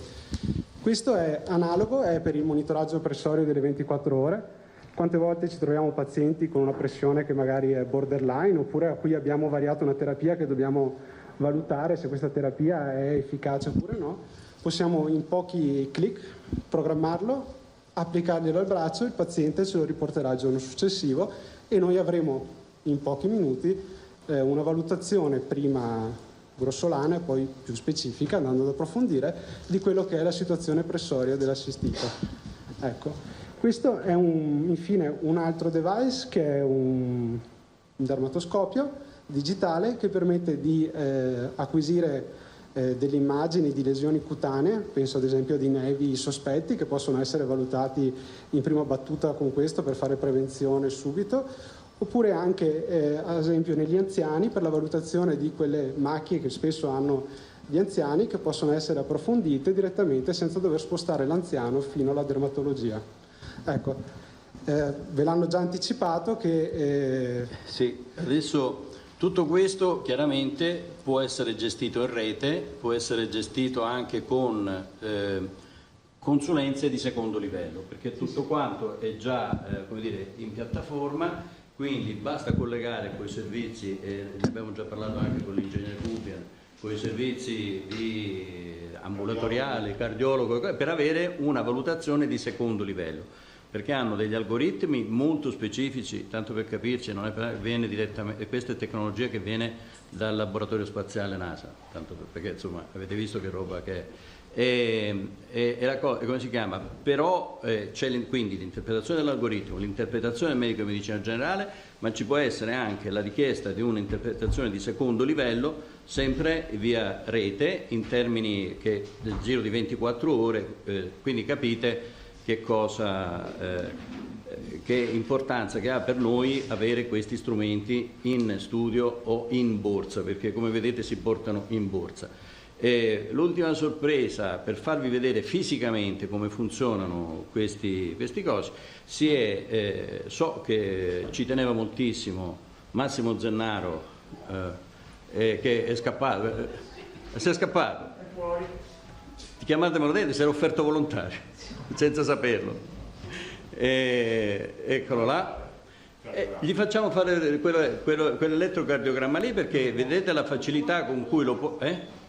Non può. E allora Emiliano, lo so che ci sei tu che volevi farlo. Enrico, vai, io spieghi praticamente per farvi vedere la praticità di questa cosa, che può essere lasciata a casa del paziente. Quindi il paziente sta male, mi chiama attraverso il telefono per tutta cosa, io gli dico mettiti sto coso sul petto e vedete che cosa succederà. C'era stato un tentativo di metterci qualche signora, ma noi ci siamo rifiutati. No, ma guardi che è una cosa semplicissima, perché va sull'osso, sullo sterno, quindi è una cosa molto banale, molto semplice. Ecco, sta acquisendo, sta acquisendo il tracciato, vedete? Quindi basta che lo appoggia. Poi in telemedicina può essere anche il... No, questo, se tu sei a Bangkok, può arrivare a Bangkok, cioè nel senso che il tracciato può arrivare direttamente da qualunque parte del mondo, perché attraverso la SIM che contiene all'interno si collega al sistema internet. Posso fare io la diagnosi, ho già visto il tracciato. Hai un soffio, ti dicono sempre hai un soffio. C'è sempre. Ora devi aspettare, vedi, fa questo doppia elaborazione, raddrizza il tracciato, quindi gli elimina gli eventuali artefatti. Una volta, una volta minimo portavano salame o il pollo. Vero? Ecco. Scusa Enrico, fai vedere il risultato perché abbiamo fatto. Sono grave, prima di qui siamo nell'ambito di quello che viene definito che dovremmo confrontarsi dell'intelligenza artificiale. Esatto. E questo avrà un algoritmo e adesso esprime anche una considerazione. Esprime una considerazione, comunque facendo un tracciato che ovviamente lo interpreta il medico e lo interpreta. L'algoritmo è un algoritmo molto sofisticato, sono questi algoritmi che adesso si cominciano a chiamare autoapprendenti, che si perfezionano a vedere che l'uso e cosa. Ecco qua. Posso fare una domanda di connessione? Come? L'unico problema di connessione, però aveva sta aperto, sì, comunque avete capito? Comunque lo trasmetterà da remoto e gli faremo avere comunque. Glielo daremo da remoto, ad occhio e croce stai bene. Grazie dottore. Però come avete visto è un device assolutamente. Tutti quelli che vi ha fatto vedere Enrico possono essere, ed altri, questa è solo una parte, possono essere collegati alla piattaforma e quindi avere per i pazienti più critici, più difficili, e negli studi avere in tempo reale la scheda aggiornata. La scheda aggiornata a sua volta, abbiamo fatto già un ragionamento sempre con il dottor Gubbien, andrà a finire direttamente dentro il fascicolo sanitario del paziente, per cui ci sarà un aggiornamento in tempo reale sia dell'attività del medico in medicina generale che dell'attività dei device che eventualmente il paziente usa. Ecco, io avrei finito con... No, facciamo domande al dottor Cesarà, ragazzi. Dottore, posso chiedere velocemente? Una raffica di domande veloci, alzate la mano che poi passiamo al resto.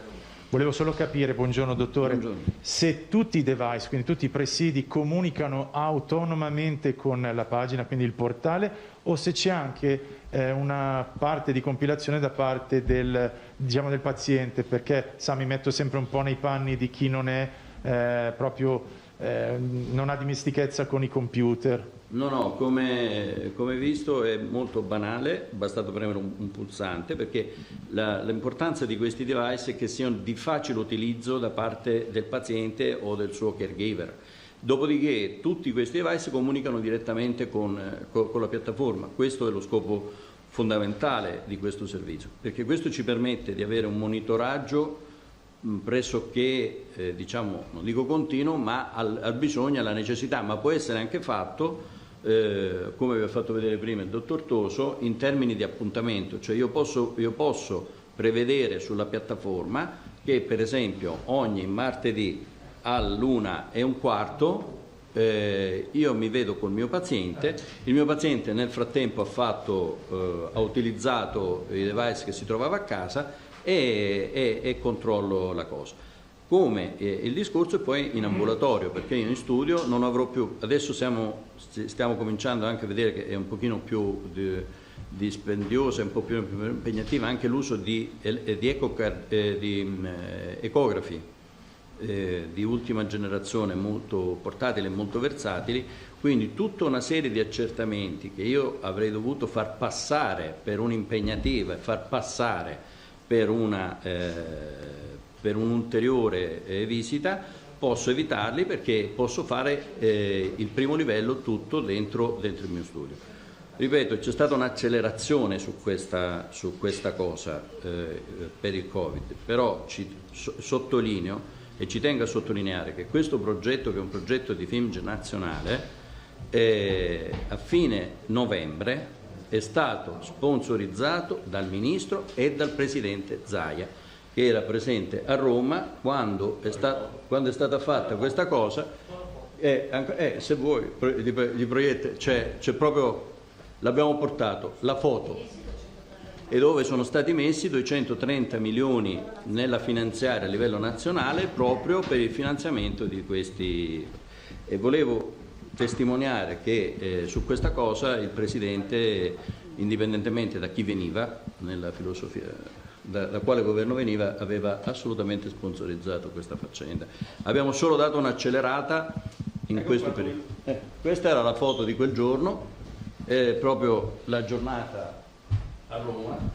Vedete, c'è il Presidente, Silvestro Scotti, Franco Di Mare, che è il Ministro, e anche cittadinanza attiva.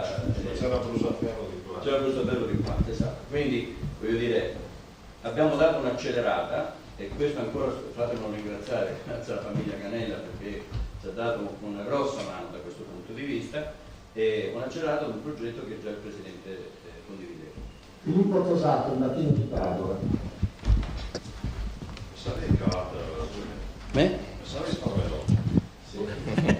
Buongiorno, buongiorno. Ciao Presidente, ciao.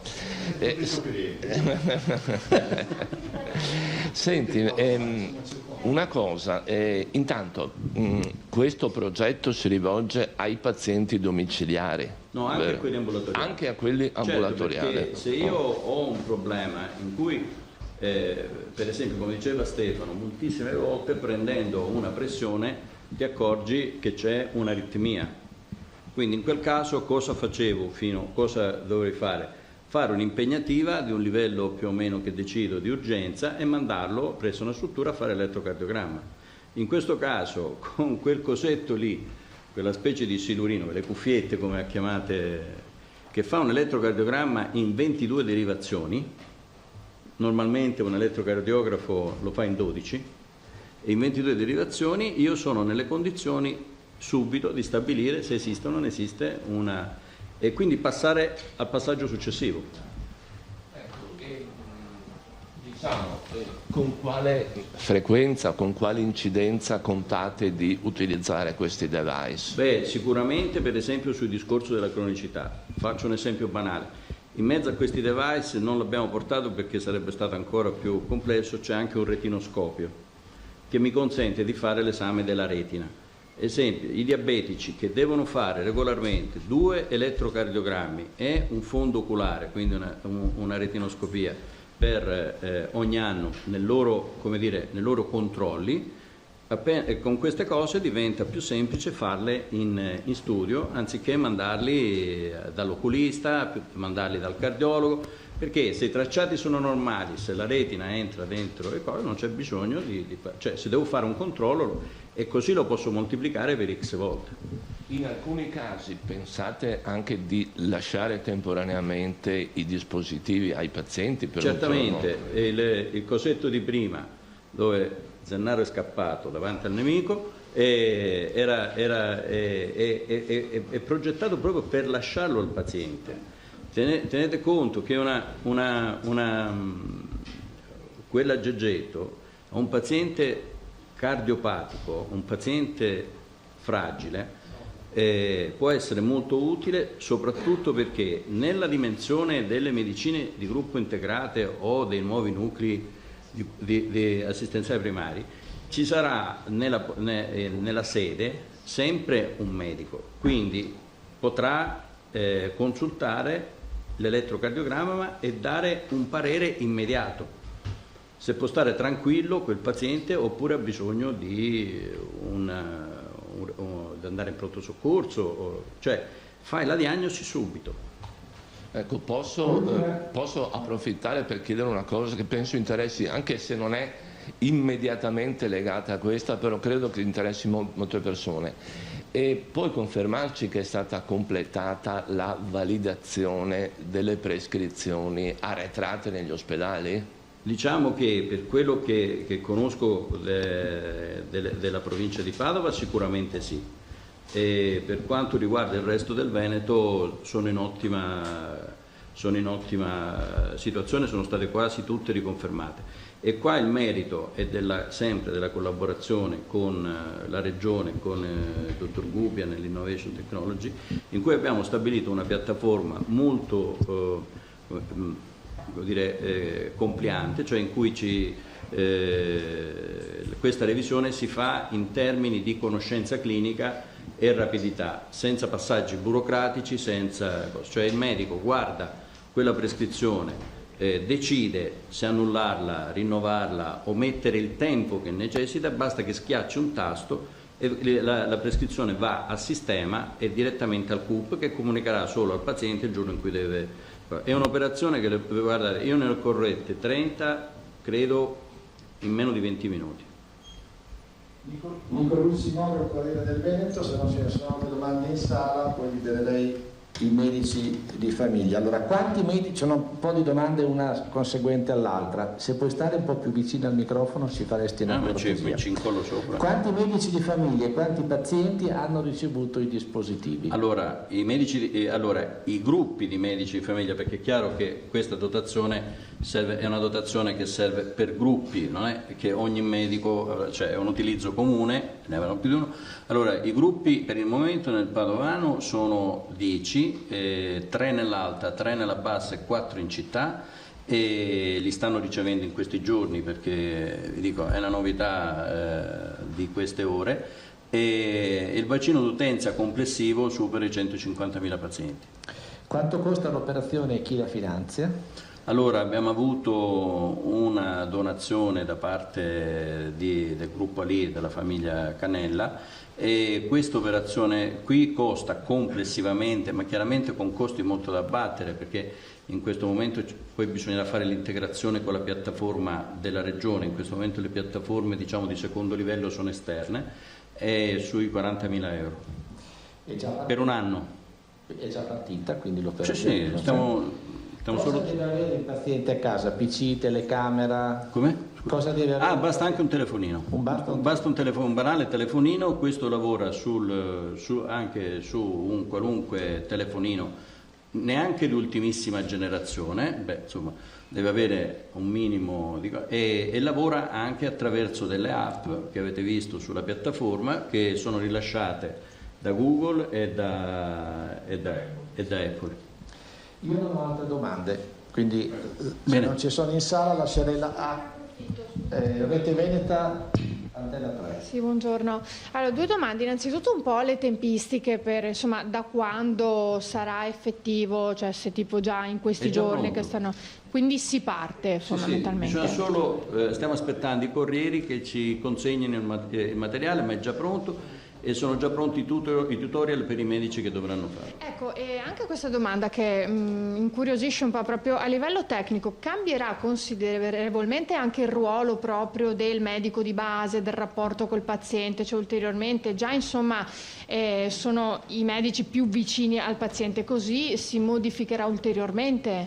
Certamente, questo tenga conto che una volta i medici ascoltavano le persone appoggiandoci un lenzuolino all'orecchio, poi è venuto fuori il fonendoscopio, poi lo stetofonendoscopio, poi tutto. Questo fa parte dell'evoluzione tecnologica che ci consentirà di utilizzare questi sistemi anche come supporto all'ipotesi diagnostica, cioè nel senso che io quando avrò un dubbio diagnostico, e stiamo aspettando anche gli ecografi, se io ho un dubbio di una calcolosi renale o di un calcolo al fegato, non avrò più bisogno di dover chiedere ad un altro che mi faccia l'ecografia, perché l'ecografia, il dottor Peterle è diciamo il futuro, insieme a molte altre persone che sono molto appassionati di queste diagnostiche, che li aiutano nel fare diagnosi senza ricorrere necessariamente al secondo livello, che serve per cose più complesse ma già accertate.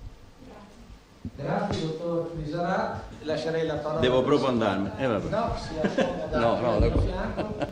Allora facciamo come sempre, da sinistra a destra, giro giornali e da destra a sinistra. Volevo dire solo una roba, ringraziare il dottor Crisarà e i medici che sono qui questa mattina, per il suo tramite tutti i medici di base che rappresenta.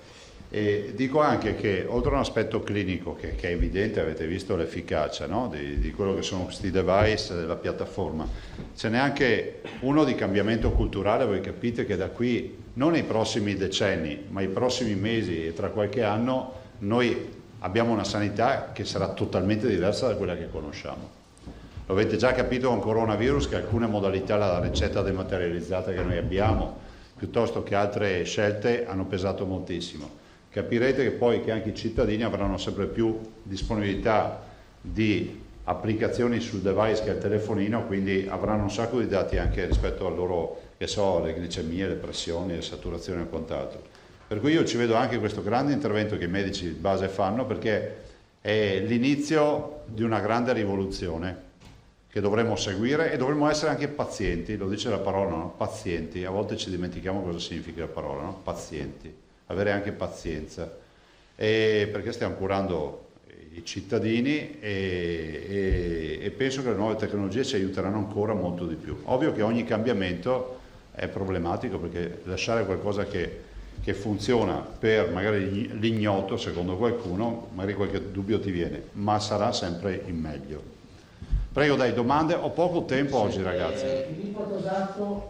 Allora, andiamo veloci. Grazie. Se abbiamo ben capito, la procedura sarebbe che la Regione invia il proprio piano di riaperture. Il Governo formula e trasmette le linee guida. Dall'incrocio tra questo piano e le linee guida nazionali nasce quello che si potrà o si vorrà fare.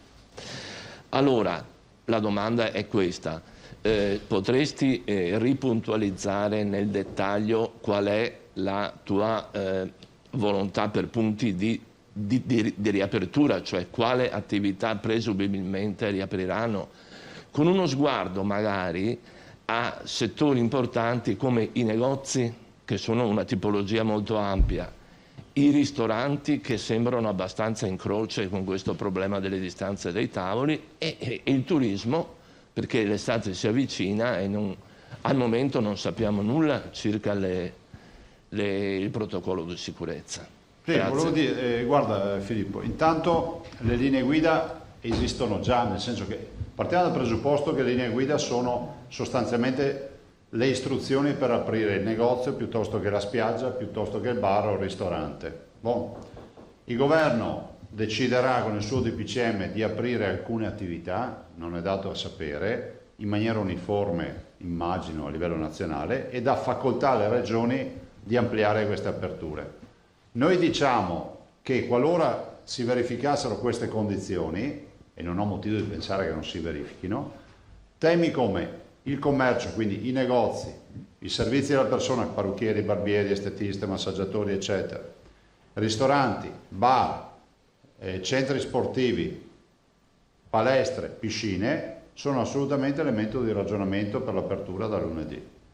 Salvo impedimenti di forza maggiore che non c'è. Oggi, siccome noi diremmo poi con la nostra ordinanza faremo la proposta, penso che comunque il Veneto, visti i dati che ha, e visto il fatto che è sotto i riflettori e tutti riconoscono che se c'è una realtà che ha titolo per partire è sicuramente il Veneto, perché gli indicatori sono buoni, allora io penso che la proposta del Veneto diventerà, come si può dire, anche un riferimento. Ma e per il turismo?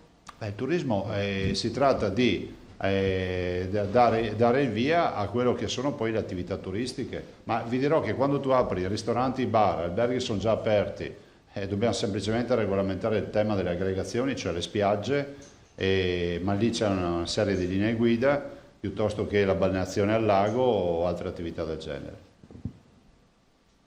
Gatto Sky TG24. Ciao Gianfranco. Buongiorno Presidente, buongiorno. Una cortesia, tornando al progetto Banca del Plasma, le volevo chiedere quando secondo lei il progetto sarà a pieno regime, e poi, so che l'ha già spiegato ma se può ripeterlo, quali sono i soggetti interessati, cioè chi deve partecipare oppure no. Parliamo ovviamente dei positivi. Sì, guardate, grazie per la domanda. La Banca del Plasma è la prima in assoluto, penso a livello internazionale, per la qualità del lavoro che stiamo facendo. A ore partono le lettere a tutti i pazienti che sono stati curati e sono guariti. Dopodiché i pazienti avranno un riferimento per dare la loro disponibilità in maniera volontaria al prelievo. Verrà fatto un prelievo per la caratterizzazione del titolo anticorpale. Coloro che hanno una dose di anticorpi utile per poi lavorare il sangue avranno il loro sangue che entra nella banca del plasma e quindi verrà lavorato e quindi poi avremo il plasma messo nelle emoteche, e dall'altro per gli altri non ci sarà corso. Lo dico perché qualcuno non si senta dire ma non mi hanno più chiamato, nel momento in cui non ci sarà il titolo anticorpale, per dirvi un asintomatico che ha avuto il contagio e tanti ci dicono ma io sono stato positivo, vorrei donare. Siamo un popolo di donatori, però è pur vero che l'asintomatico non ha titoli anticorpali tali per cui sia utile poi lavorare quel sangue per farlo diventare dosi per i trattamenti, insomma per infusioni per i trattamenti. Emiliano che si è appena arrivato. Però comunque guarda, entriamo a regime velocemente perché abbiamo già dei depositi e quindi il nostro obiettivo è quello di, in attesa della validazione della procedura, perché voglio ricordarvi che ancora l'Istituto Superiore della Sanità non ha autorizzato le cure con il plasma, ma ha autorizzato le sperimentazioni e noi siamo sede di sperimentazione, in attesa che fra un giorno, 10 giorni, un mese si autorizzi e si chiarisca tutto, noi facciamo il magazzino. Il magazzino non vuol dire sangue che poi va gettato, comunque è sangue utile, ma è bene fare magazzino perché sennò poi se serve non ce l'abbiamo. È molto prudenziale questa operazione. Rimanendo sempre con il dubbio se io possa o meno praticare attività agonistica, attendo la risposta da parte della Regione. Le chiedo qual è seriamente la sua visione per quei luoghi che effettivamente sono un po' più complicati da gestire, quindi le palestre, le piscine, e se effettivamente le regioni riusciranno a semplificare, come lei ha sempre detto, poi queste famose linee guida, perché quello che traspare alla fin fine è la solita italica complessità in tutto. Ma guardate, penso che noi abbiamo dato, io l'ho detto anche ieri sera al Presidente del Consiglio, cerchiamo di fare in modo che le regole da applicare siano poche, chiare, sicuramente severe, ma che non siano, diciamo, acrobazie di norme e contronorme. Penso che noi abbiamo dimostrato con semplicità. Guardate, c'è stata un'ordinanza mia che è stata contestatissima, che fosse una delle più azzeccate, cioè le mense all'interno dei ristoranti. Apriti cielo, Zai autorizzato, perché voglio ricordare che noi abbiamo ante litteram aperto per la prima volta le porte dei ristoranti con l'ultima ordinanza, no? Abbiamo detto che se hai un'azienda che ti manda tutti gli operai col distanziamento sociale e tutto, con il contratto a porte chiuse, gli fai da mangiare. Questa è una visione molto semplice. Io penso che riusciamo ad affrontarla questa partita. Ripeto, ve l'ho detto prima, se poi nel viaggio hai dimenticato lo spazzolino o qualcosa, lo comprerai per strada, lo sistemerai sta roba. L'importante è partire, cioè il 18 dobbiamo partire. Palestre e piscine però dicevamo... Palestre e piscine, anche loro, guardate, siccome non ci sono attività che non apriranno mai più, secondo me, bisogna guardare in faccia la realtà e trovare una condizione di equilibrio per cui si riesca a fare. Per dire, io vado in palestra, ce l'ho vicino a casa fra l'altro, penso che se mi dicessero di fare anche con la mascherina chirurgica, riuscirei a gestirmela se non fai attività aerobica. Se fai attività aerobica lo sappiamo che c'è il tema dell'ipossia e tutte le storie che sapete. Poi ci sarà il distanziamento sociale, insomma le palestre faranno magari, stabiliranno che so, i turni, le prenotazioni, insomma, tutto quello che si può fare. Ma io penso che la vera regola sia il buon senso, perché a volte giustamente i cittadini che sono terrorizzati chiamano ma posso, a volte ci vuole il buon senso da parte di chi si mette in strada e anche da parte di chi controlla, perché capite che siamo in una fase emergenziale, è difficile codificare tutto. Buongiorno Presidente, macchine per i tamponi non ce ne sono più dopo che siete riusciti a avere quella che ha il professor Crisanti, è vero che Trump le ha requisite? Ma noi confermiamo i tamponi che ci siamo dati come obiettivo. Senta, poi io ho raccolto la dichiarazione di una signora Daniela Contavalli, che è un'impiegata che lavora presso un ambulatorio pediatrico della dottoressa Barbara Siebezzi qua sopra, che dice che agli impiegati dell'ambulatorio pediatrico non è stato ancora fatto il tampone nonostante abbiano chiesto 2 volte i loro nominativi. Laboratorio pediatrico? Scusami, un ambulatorio pediatrico. Ma se è un pediatra di base? Sì, questo mi ha detto. Ma è strana sta roba. A voi risulta che non si fanno i tamponi? Non al pediatra, queste... Medici di base? Prego? No, parlo di una dipendente, non è una... Ah, una dipendente? Sì, degli impiegati. Sì, ma li facciamo anche gli impiegati delle farmacie, non capisco sta roba. Non so, così mi ha detto. Vabbè, se ci date il nome... Sì, ve infatti... Forse è ancora in fase, dovranno farlo nel vabbè, prossimo... ma il datore di lavoro sa se ha avuto un appuntamento oppure no. Ha detto che hanno preso i nominativi, ma non li hanno ancora chiamati. Vabbè, ce li faranno. Grazie. Comunque, il dottor Dalben, che segue tutte le videoconferenze, come si chiama la dottoressa? La dottoressa Barbara Siebezzi. Siebezzi? Sì. O Seibezzi? Seibezzi, peraltro, famoso pittore, ricordatevelo. Sì. È una citazione. Oggi peraltro è la giornata internazionale dell'infermiere, ricordiamolo, quindi grazie a tutti gli infermieri, oggi è la loro giornata, è bene ricordarli. Allora, dottoressa Barbara Seibezzi, quindi Marghera, sì, pediatra di base, sì, e quindi farà la verifica al dottor Dalben sul fatto che non hanno ancora fatto il tempo. Verifichiamo. Ilaria Marchiori, poi Massimo Zennaro, TGR Veneto, poi passo ai giornali. Sì, buongiorno Presidente. Innanzitutto una domanda tecnica per musicisti e cantanti. È possibile ripristinare delle lezioni singole, di gruppo? È la seconda volta che me lo chiedi. No, è la primissima io. Chi è che me l'ha chiesto l'altro giorno? Un giorno te che uno che vuole andare in piscina, un altro giorno uno che vuole lasciare la sua marmolada. Quelli della seconda casa lasciamo perdere e non vogliamo sapere perché ce lo chiede in continuazione. Allora, ma possono farlo, il distanziamento sociale non è assembramento, ovvio che se uno mi chiama il coro, c'è la fanfara, insomma, cioè diciamo... Ok, quindi possono... Cioè ieri mi è arrivata un quesito, vi dico una battuta, dopo, non voglio neanche immaginare cosa provocherà questa battuta che faccio. Ieri mi ha mandato un quesito e mi ha detto: voi sapete che si possono fare rite funebri fino a 15 dipendenti, a 15 partecipanti. E uno mi ha scritto che se sarebbero in 14 più la porchetta, se possono considerarlo rito funebre. Cioè siamo a questi livelli ormai. No, va bene, quindi ai musicisti e ai cantanti diciamo va bene, gli lasciamo. L'avete capita con ritardo, visto?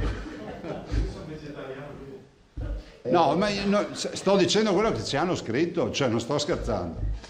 Massimo Zennaro. Volevo chiedere, in questo caso ieri con il Presidente Conte avete parlato anche della mobilità tra regioni? Sì, anzi, guardate, voi sapete che io ho firmato questo accordo con il Presidente Fugatti per Trento, per la zona del Premiero, quelle zone lì. Io sono dell'idea che questi accordi li si debbano portare avanti nell'attesa che si apra tutta la... Visto considerato c'è la campagna, ieri ha confermato che vuole la chiusura, cioè vuole essere, si sente in sicurezza se può avere la blindatura dei confini regionali, e rispettiamo le idee del collega Campano. Noi abbiamo ovviamente tutto quello che è sono le province e i comuni confinanti che tessono relazioni sociali, sentimentali, lavorative, culturali, per cui sarebbe quantomeno da incentivare. Noi abbiamo molti congiunti divisi dal Po, per dire. Cioè, questo è uno dei grandi temi, ne abbiamo parlato anche stamattina in giunta, cioè Ferrara con la provincia di Rovigo è uno dei grandi casi, piuttosto che il Bellunese il Bellunese con Trentino l'abbiamo già fatto, piuttosto il Friuli con la provincia di Venezia o la provincia di Treviso. Quindi stiamo andando avanti anche su sto fronte. Non escludo che possa essere già nell'ordinanza che faremo per l'apertura. Quindi potete farla voi, diciamo, accordo regionale più che sì, CM? Diciamo che sì, diciamo possiamo, facciamo. Infatti ne approfitto, a questo punto comincio le domande da Dalmas che chiedeva a Sky News, che chiedeva proprio questo: quando è possibile aprire col Friuli Venezia Giulia, così come è avvenuto con Trento. È quello che ho detto. Esatto. A questo punto cominciamo con le domande di giornata. Se restano 4 metri di distanziamento fra tavoli e ristorante, il Veneto potrà fare un'ordinanza correttiva sui 4 metri che costringa a non chiudere tanti ristoranti?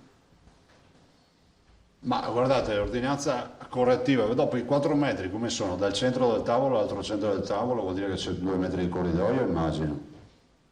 O sono 4 metri dallo spigolo del tavolo. Siamo in Italia, discuteremo una vita di sta roba qui. Per cui, guardate, troviamo la soluzione, cioè, bisogna trovarla la soluzione. Di certo che se vogliamo aprire i ristoranti devono avere i tavoli, giusto? Se ne hanno pochi, i ristoranti non apriranno mai. È come dire un'impresa che può aprire con 1/3 dei suoi dipendenti e deve fare la stessa produzione di prima, è impossibile. Quindi se qualcuno non ha capito che noi vogliamo aprire i ristoranti, li apriremo come devono essere aperti, nel rispetto ovviamente della tutela della salute. Cesarano Ansa, nelle linee guida del governo per la riapertura non ci sono palestre e centri sportivi. Come intende regolare? Usciranno queste linee guida. E quando dice aprire tutto, si può sapere meglio cosa intende, soprattutto quali settori, anche spiagge e seconde case non per lavori? Ma sì, cioè, si va in quella direzione, l'ho detto anche prima, cioè attività commerciali, servizi alla persona, bar, ristoranti e dopo tutto quello che sono centri sportivi, palestre e quant'altro. Se riusciamo ad aprirle, ragazzi, questa non è un'ipoteca, è la volontà di dire che stiamo lavorando su questo fronte. Ci conoscete, sapete come abbiamo fatto fino ad ora, abbiamo anche buttato noi il cuore oltre l'ostacolo, tutto l'abbiamo buttato oltre l'ostacolo, a volte abbiamo avuto anche problemi a riprenderci qualche pezzo, però insomma cerchiamo di andare avanti. Altro problema, li ho incontrati stamattina l'assessore Bottacin, è il tema degli spettacoli viaggianti. Quello è un tema, lì ci sono famiglie, c'è economia del Veneto, c'è tradizione. Voglio ricordarvi che noi abbiamo distretti della giostra, di grandi produzioni, nel Luna Park del mondo ci sono le nostre giostre e abbiamo degli operatori eccezionali. Tenteremo allora, loro per fare il Luna Park hanno bisogno delle sagre, delle fiere, dei grandi eventi, però cercheremo quantomeno di autorizzare quello che magari nel frattempo c'è in qualche parco, qualche giostra, qualche piccolo attività, insomma penso che bisogna che cominciamo ad aprire, questo è quello che pensiamo.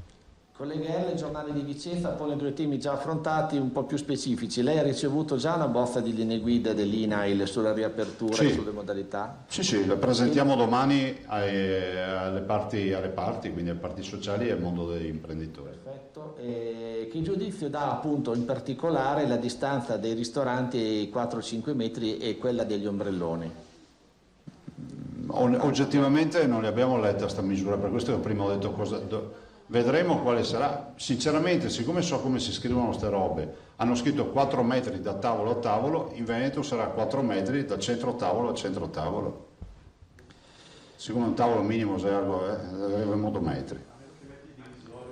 Ma che divisori? Dai, divisori, ancora con questi divisori.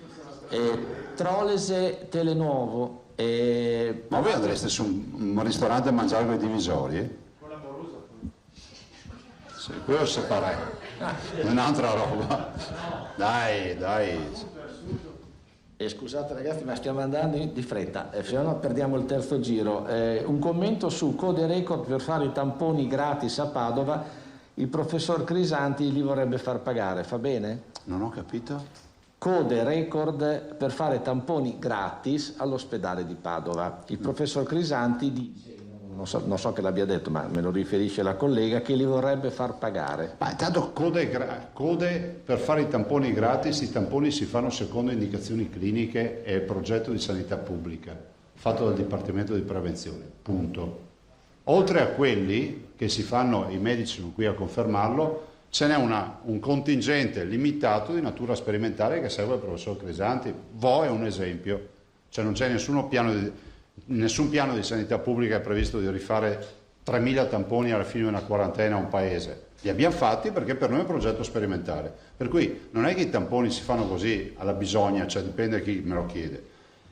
Pagarli, se potessimo avere questa capacità di fare tamponi, li faremmo a tutti quelli che li chiedono anche a pagamento, ma la verità è che noi abbiamo una capacità oggi di 10-11.000 tamponi al giorno. Se dicessimo tutti facciamo tamponi a pagamento avremmo 5 milioni di tamponi da fare, perché tutti vorrebbero fare il tampone. E vi ricordo che il tampone è un'istantanea, cioè non è che vi dà, dite state tranquilli, quella mezz'ora dopo l'esito, dopo cominciate a preoccuparvi. No, ma ve lo dico perché è giusto così. C'è gente che è convinta che ha fatto il tampone, cioè ha la patente di salvezza per tutta la vita. Anzi, vi dirò che il tampone becca il virus dopo 7 giorni dal contagio. Quindi se lo fate anche a 6 giorni e mezzo, finisce anche che avete il virus, ve ne andate a casa tranquilli e ve lo portate anche a casa.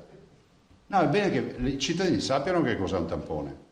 È l'unico elemento diagnostico che abbiamo per stilare una diagnosi, però funziona così. Martina Fambò, Corriere del Veneto, poi seguirà la collega sempre dello stesso giornale Nicolussi Moro, dice a Trento il protocollo per i locali, immagino intenda i pubblici esercizi, è 1 metro di distanza e non 2. Che distanza lei pensa di poter prevedere per i bar quando sarà il momento? Ma noi portiamo avanti sempre queste sfide, cioè nel senso che il metro mi sembra che sia nelle linee guida INAIL, fra l'altro, non è a Trento. Trento ha adottato le linee guida INAIL. Nicolussi Moro, 1. Sarà regolarizzato l'uso privato dei test rapidi onde evitare caos, file? Ma guardate, il test rapido, allora, se il test rapido è il kit con la goccia di sangue, allora il test rapido in questo momento, cioè noi lo utilizziamo, ne abbiamo comprati 800.000, li utilizziamo come uno screening preventivo, ma dietro c'è la macchina dei tamponi, punto. In un piano di sanità pubblica che è stato depositato al Comitato Tecnico Scientifico ed approvato. Chiuso. Sinceramente vedo un sacco, io sono preoccupato di una cosa, anche stamattina ne abbiamo parlato, c'è un sacco di gente che va a farsi il test serologico, prelievo del sangue. È un diritto sacrosanto e inviolabile quello che, se una persona vuole sapere se c'ha gli anticorpi, ma non cambia la vita, cioè non è... ho l'impressione che si sia dato ad alcuni test un valore che non ha rispetto alle aspettative che hanno i cittadini. Cioè avere il titolo anticorpale col test rapido, col test sierologico, significa semplicemente che puoi aver avuto l'infezione e non te ne sei accorto, significa forse che hai ancora il virus se sei positivo e devi a questo punto fare comunque il tampone e dopodiché ti metti in quarantena, ti metti in isolamento fiduciario, però sento i commenti, c'è gente che dice va a farmi il prelievo del sangue, no, sono a posto, basta, cioè, non è a posto niente. Cioè se avete il test sierologico negativo, dopo un istante potete infettarvi al bar dove siete andati a prendere il caffè per festeggiare la vostra negatività. No, ma bisogna parlare chiaro ai cittadini. Seconda domanda, questa mattina il PD Lombardo accusa il Veneto di non aver accolto il Covid dalla Lombardia in terapia intensiva. Cosa risponde? Guardate, io penso che non c'è motivo di far polemica, che l'opposizione la si fa con altre modalità. Noi abbiamo ospitato pazienti e li abbiamo cartografati e quindi abbiamo i nomi e cognomi che potevamo ospitare. Ovviamente c'era la Cross, fra l'altro, voglio ricordare, giustamente me lo ricorda l'assessore che è più preciso di me, c'era la Cross, quindi c'era un istituto nazionale che smistava i pazienti nelle diverse terapie intensive. Noi vogliamo ricordare che abbiamo avuto 1668 morti fino ad oggi. Abbiamo avuto dei momenti nei quali le terapie intensive cominciavamo a contarle sulle dita di una mano, questa è la verità. Peraltro voglio anche aggiungere che oltre a questo i pazienti, non molti ma sono stati occupati rispetto alle disponibilità che avevamo, dall'altro voglio anche ricordare che sono arrivati anche pazienti autonomamente, ad esempio su Peschiera o su altre località, perché per contiguità era più semplice far qualche chilometro dal Bresciano e entrare nel territorio veneto piuttosto che andare in un altro ospedale. Ma mai abbiamo posto veti e posso dire è anche scandaloso che si tiri fuori una polemica del genere. Il collega Garbanca, proredattore dell'ANSA, chiede quale sia al momento l'R con 0 del Veneto in questa fase. 0,53 ho visto, una roba del genere. Uno dei più buoni. Uno dei più buoni. La collega Pederiva del Gazzettino, 2 domande. Il commissario Arcuri dice che le mascherine mancano per colpa delle regioni che tengono in magazzino 55 milioni di pezzi. È così anche in Veneto? Ma in Veneto no, però guardate, io non ho nulla da dire, quello che abbiamo fatto col commissario Arcuri noi siamo sempre riusciti a farlo bene, nel senso che non abbiamo, ci hanno mandato le mascherine e le abbiamo distribuite, probabilmente si riferisce ad altre regioni, non ve lo so dire. L'accordo con... No, ma dice che... No. Tengono in magazzino, non so, noi abbiamo quelle dei 24 milioni per gli ospedali. No, ma noi il commissario ce n'ha mandate di mascherine e le stiamo distribuendo. Punto. Le distribuiamo nel senso che sono le Montrase. Le Montrase, esatto. Quotidianamente le distribuiamo. Su Federica hai già risposto. Cioè? Ah sì. Sì, il collega Guerretta chiede le palestre, quelle private apriranno lunedì, abbiamo già risposto. Il collega Basso TVA chiede, prima domanda organizzativa immagino, il punto stampa prosegue anche la prossima settimana? Non ve lo so dire, finché dobbiamo andare a regime, cioè capite che io ho l'ordinanza da presentare, il monitoraggio e vediamo. Seconda domanda, il 18 si riapre, questo accelera la possibilità di voto in estate? Ma guardate, ieri sera se ne è parlato alla riunione col Presidente del Consiglio. Il Presidente ha sentito il mio intervento, quello di De Luca, quello di Emiliano e quello di Totti, e poi anche gli altri colleghi. Penso che il Presidente ha riconosciuto che oggettivamente la situazione e la condizione sanitaria è mutata. Ricordo che quel famoso parere, che poi nessuno ha mai visto scritto, del Ministero della Salute che dice non si può andare a votare d'estate, è un parere di settimane fa. Oggi diciamo che il 18 maggio si apre tutto, figuratevi se non si può andare a votare dopo 2 mesi, il 18 luglio. Per cui io auspico che si vada in quella direzione. Guardate, noi abbiamo un problema, io l'ho detto ieri sera al Presidente del Consiglio, noi abbiamo un problema di essere nel pieno delle nostre competenze, cioè i governatori, se ci fosse una reinfezione come prevede l'OMS in autunno, hanno bisogno di avere bilanci, competenze. Ricordo che i governatori sono autorità di protezione civile, sono soggetti attuatori per l'emergenza coronavirus, capite che non possiamo dare in mano una macchina del genere a uno che deve andare a votare dopo qualche settimana. Cioè, la vedo difficile, a parte il fatto che se c'è il coronavirus non si va neanche più a votare, quindi è bene pagare lo stipendio a gente eletta, non a gente prorogata. E sempre basso l'ultima domanda, le cene fra 4 o 5 amici, nel buon senso secondo lei le vede possibili? Sì, perché sono congiunti. Amici. Ma fai l'avvocato o il giornalista? No, che lui ha detto amici. No. Scusa. Da quanto amici? Appunto. Va bene. Borrella e Terado Conegliano, un commento su Silvia Romano su cui si stanno montando tante polemiche. Prego? Un commento sulla... C'è robe più importanti, c'è il coronavirus. No, ma guardate, cosa volete? Ho letto anch'io i giornali. Forse vale la pena di fare un ragionamento a questo punto. Cioè, ci sono dei luoghi nel mondo nei quali andare è pericoloso. Guardiamola da questo lato senza far polemiche. E quindi magari... come si può dire, si fa un'intesa chiara che chi si spinge oltre un certo confine, diciamolo così, poi deve anche assumersi responsabilità, perché da quello che ho letto, al di là delle polemiche, di tutte le storie che ne prendo atto, ma leggo che comunque molti dicono la responsabilità di mandare una cooperante in una zona come quella, chi se l'ha assunta? Punto di domanda. Perché se poi paga sempre il pantalone, io sono felice che abbiano riportato a casa Silvia Romano e che tutto sia andato a finire bene, però ce ne sono anche tante persone che sono più tornate a casa, vorrei ricordarlo questo.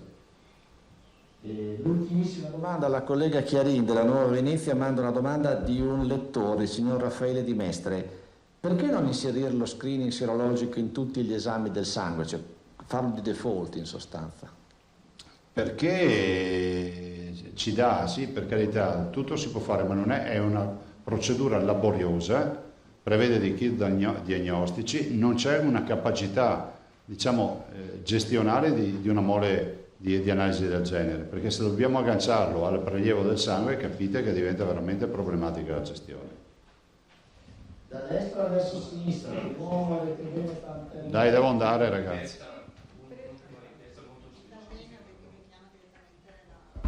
Il dottor Dalben ha detto che chiama direttamente la dottoressa. Okay. Allora, 2 domande velocissime. Stiamo ricevendo in questo momento, dunque in diretta finora, raffica di telefonate da telespettatori che hanno 2 domande. La prima che riguarda aperture domenicali e centri commerciali e la seconda, da lunedì possiamo andare nelle seconde case e rimanerci? Ambasciatore non porta pena. Questa seconda domanda la vedremo strada facendo questi giorni per capire anche che DPCM e che pieghe ci lascerà per muoverci dal punto di vista giuridico. La prima invece, che era relativa? Noi vi ricordo che i centri commerciali noi li abbiamo chiusi in virtù del fatto che siamo in un contesto di gestione emergenziale, non compete a noi, per cui finché c'è l'emergenza tenteremo di sostenere questa linea. Non sarà facile, però finché possiamo facciamo che sì. E aperture domenicali? Sì, in quel senso, che non si apre. Di nuovo Emiliano, poi Gatto, poi Tosato. E poi chiudiamo col Presidente, c'è l'assessore Lazzarin con delle domande. Presidente, velocemente le chiedo, c'è un piano per far rientrare tutti quegli italiani che sono ancora bloccati all'estero? Sicuramente ci sarà... Dovete chiederlo al Ministro degli Esteri che si occupa di cassa integrazione. Ma vedo che c'è... Vedo che non c'è questo piano. Ah, dovete chiederlo a lui. Vabbè, sarà il Ministro degli Esteri che si occupa dei cittadini, degli italiani nel mondo. Scusi, tutto questo clima e questo piano di riaperture generali, insomma, c'è qualcuno che purtroppo non potrà farlo. Ieri lei prima ha fatto cenno agli spettacoli itineranti viaggianti. Io ieri sono stato da Pareschi, che lei conosce, che è il gestore di Acqualandia, che mi ha molto candidamente detto che non apre quest'anno, perché non può farlo, per due ragioni. Una economica, perché per 2 mesi ci vogliono 2 mesi per preparare e arriva a settembre. E seconda per motivi organizzativi, perché se le regole del parco saranno uguali a quelle delle spiagge, lui teme proprio anche litigi all'interno del parco, insomma, non è facile. Io spero che apra.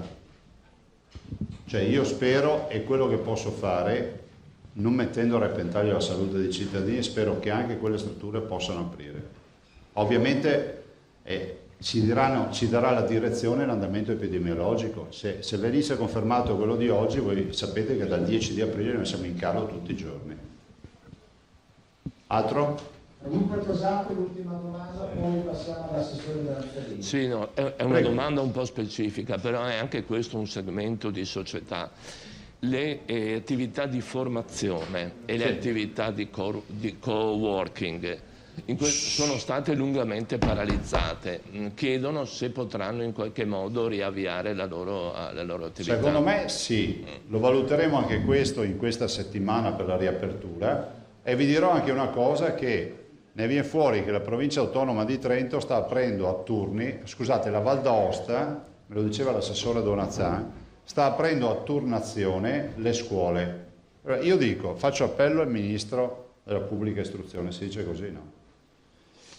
Boh, se è vero che c'è una regione che ha riaperto le scuole, penso soprattutto alle elementari, le scuole in generale, e le fa con orari scaglionati in modo tale che ci sia più diluizione di studenti, tra gli studenti ci sia meno ammassamento, è altrettanto vero che loro lo possono fare tutti. Io chiedo al Ministro dell'Istruzione che chiarisca sta roba, ma lo dico in maniera costruttiva, perché questo sarebbe un grande aiuto, perché il tema delle famiglie resta sempre più pesante da lunedì. Anche qui, se il governo ci dicesse che considera, ma doveva scriverlo col comitato tecnico scientifico, considera legittimo che noi possiamo attivare e incentivare, che so, i campi scuola, i CREST, i privati che ospitano bimbi, le scuole paritarie, eccetera, noi saremmo già pronti e l'assessore ha fatto un bel lavoro. Però ad oggi nessuno ci ha detto che possiamo farlo. Basta ragazzi? Vuoi fare il cardiogramma? Dove vado? Grave solo uno? Sì, mi ha detto.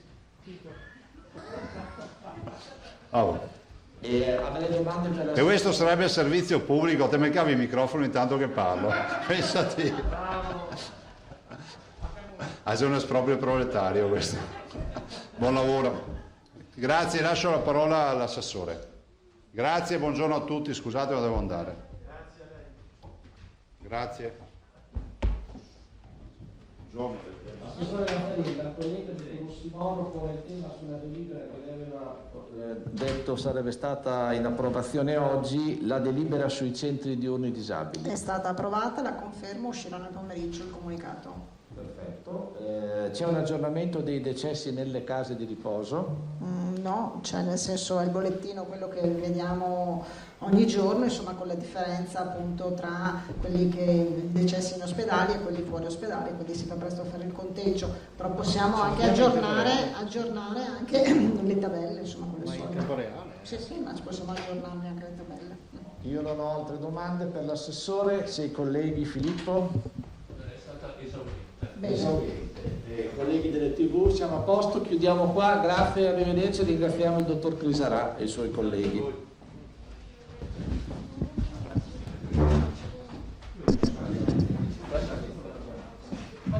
Allora, torniamo in studio. Come avete visto, una lunghissima conferenza stampa e che tra poco riepilogheremo anche insieme a Ilaria Marchiori. Ci colleghiamo con lei per fare il punto e avete visto, intuito come di fatto il governatore abbia precisato meglio quanto aveva anticipato ieri sera a Ring, tant'è che proprio quelle parole sono state riprese adesso anche dalle agenzie.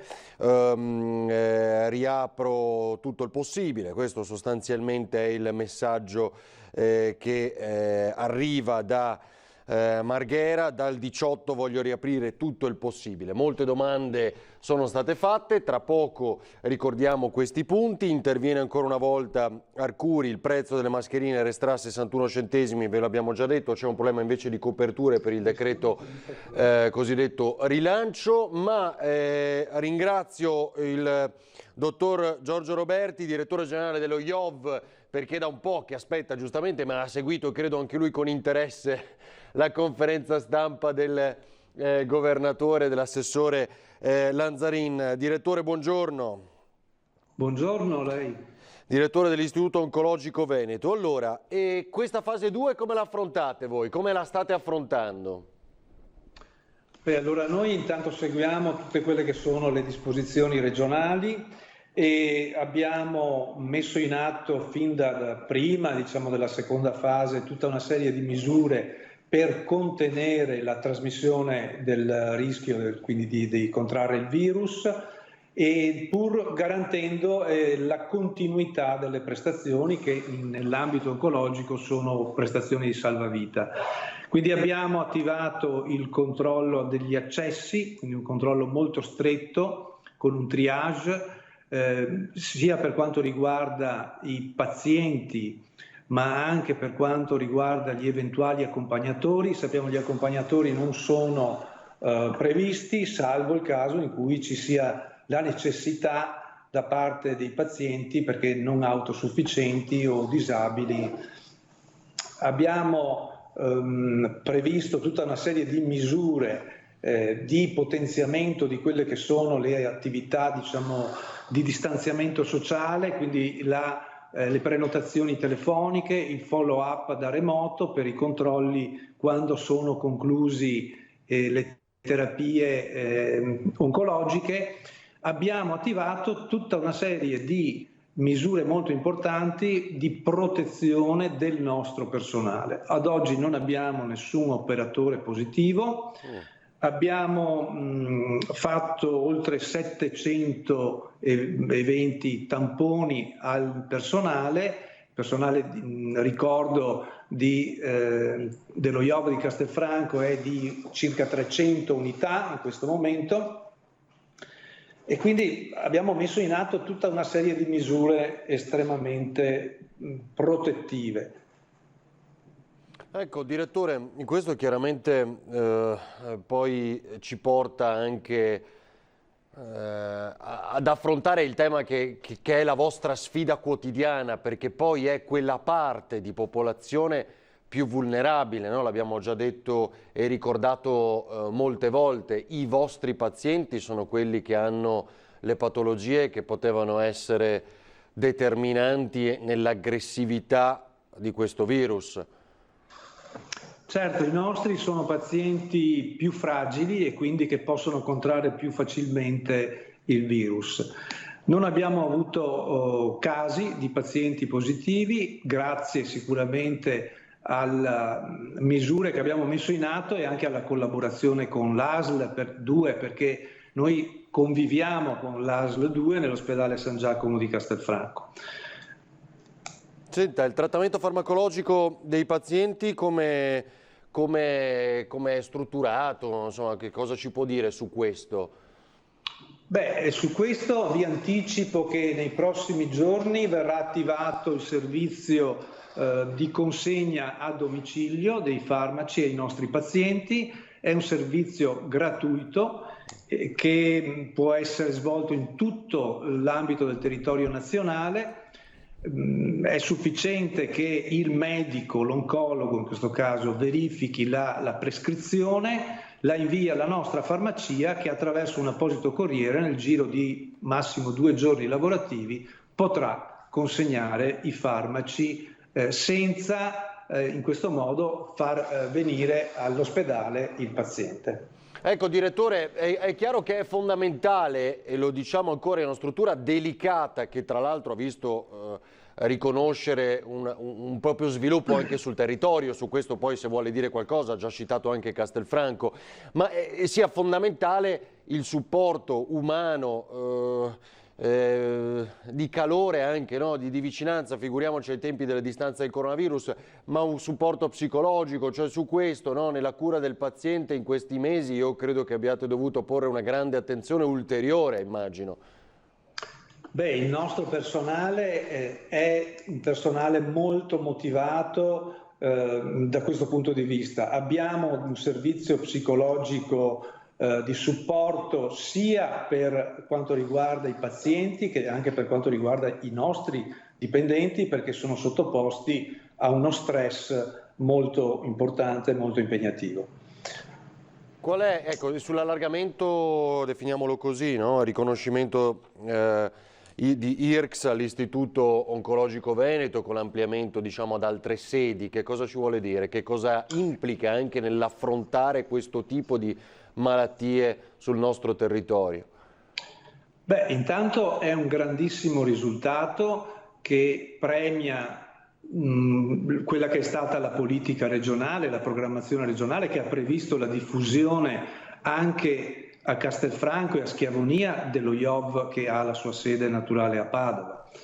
È un grande risultato conseguito sul campo attraverso l'attività degli operatori, quindi dei professionisti, che è stata vagliata questa attività dal Ministero della Salute sia dal punto di vista dell'assistenza che dal punto di vista della ricerca. È un percorso che è durato un anno, da aprile del 2019 e si è concluso ad aprile di quest'anno. C'è stata prima la presentazione della documentazione, poi una visita di una commissione ministeriale che si è fermata 3 giorni nelle nostre sedi a fare le verifiche e si è conclusa positivamente.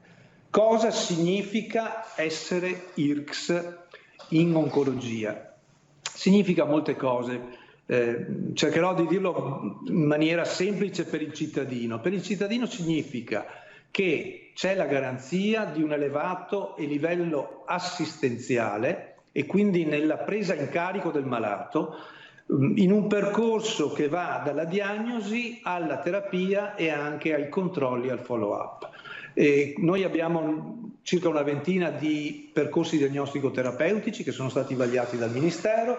Abbiamo un elevato numero anche di pazienti che sono arruolati in sperimentazioni cliniche innovative.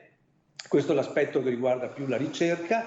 E che cosa significa? Significa per i nostri pazienti poter accedere a farmaci innovativi qualche anno prima dell'immissione in commercio. Quindi quando sono ancora in una fase di sperimentazione controllata. Certo. Oggi noi abbiamo, per farle capire dai dati ministeriali, siamo al secondo posto tra gli IRCS di tutta Italia, dopo l'Istituto dei Tumori di Milano, con 800 pazienti reclutati solo nel 2018 negli studi sperimentali. Quindi è una posizione, diciamo, di tutto rilievo a livello nazionale. Chiaro. Significa ancora accedere a finanziamenti ministeriali sulla ricerca. Ogni anno il Ministero mette a disposizione delle somme per le attività di ricerca, ma significa poi soprattutto una grande sfida, perché queste verifiche di conferma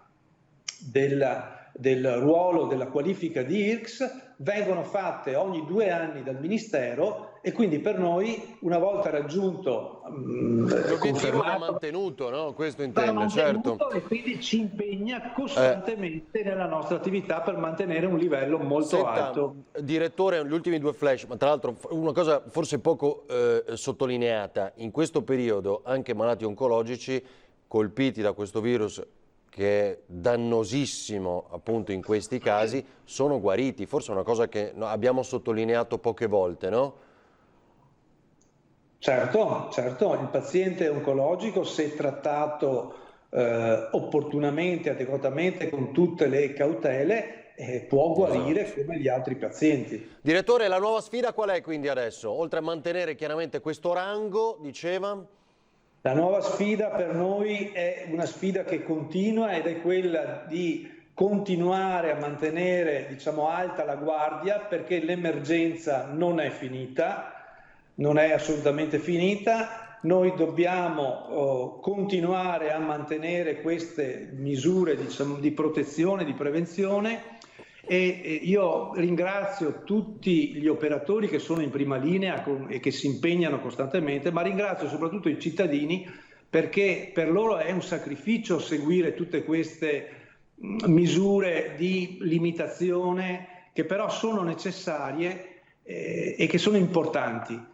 Nel comportamento dei singoli, di tutti noi cittadini, c'è un contributo per la nostra salute, ma anche per quella degli altri. Esatto, un grande abbraccio ovviamente per il vostro lavoro, che è la sfida di tutti noi. Grazie davvero al direttore generale dell'Istituto Oncologico Veneto, Giorgio Roberti, grazie e buona giornata. Grazie, buona giornata. Grazie.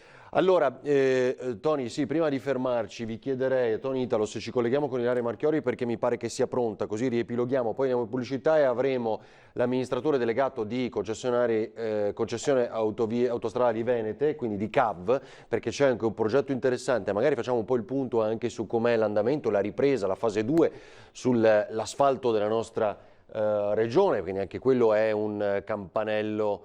Ecco, lo vedo anche già collegato. Buongiorno Di Bernardo, buongiorno. Buongiorno. Ha qualche minuto di pazienza per noi? Bene, certo che sì. Anche perché presentiamo, credo, insieme a lei un progetto avveniristico sul controllo dei lavoratori lungo la tratta autostradale, no? Mi è sembrato di capire questo. Ecco. Poi non so se è perfezionabile in qualche maniera il suo audio, perché lo sentiamo un po' più... Ecco, esatto, forse è il... Adesso provo a mettere il microfono un po' meglio. Questo mi sembra molto, molto meglio. Facciamo una battuta su questo. Di che progetto si tratta intanto, dottore? È un progetto che noi abbiamo avviato con Samsung e con una società di software italiana che è App for Good, che serve per monitorare tutti i lavoratori e aumentare la sicurezza. E in sostanza il progetto, che è il primo caso in Europa che viene testato, permette di misurare la distanza tra i lavoratori, ma permette anche di verificare le condizioni fisiche del lavoratore stesso, quindi la temperatura corporea, i battiti cardiaci, e se ha inserito tutti i dispositivi di protezione individuale. Le chiedo davvero un flash. Se è collegato col cellulare, non lo so, dottore, o col computer, se ha, forse è meglio togliere la cuffia se ha la possibilità di passare l'audio, perché in effetti è un po' disturbato, un po' troppo meccanico. Va bene. Ecco, esatto, così lo correggiamo. Questo implica che sono i vostri lavoratori sul campo, quindi banalizzo, cioè chi ha la cura del mantenimento, delle manutenzioni, no? del tratto in vostra concessione? Sì, sono gli ausiliari della viabilità, sono i casellanti, sono anche i nostri dipendenti. Per adesso stiamo facendo un test sperimentale, perché è volontario, su circa 100 dipendenti che hanno deciso di aderire volontariamente, e in questa settimana e la prossima sarà testato per poi fare il protocollo definitivo di attività lavorativa. Molto chiaro. Allora, chiedo a Di Bernardo, amministratore delegato di CAV, qualche istante di pazienza, perché chiaramente circa mezz'ora fa dovevamo mandare la pubblicità. Se ci può consentire questa pausa breve, ci rivediamo con lei e anche con Ilaria Marchiori, così riepiloghiamo un po' quanto detto dal governatore Zaia. Tra poco.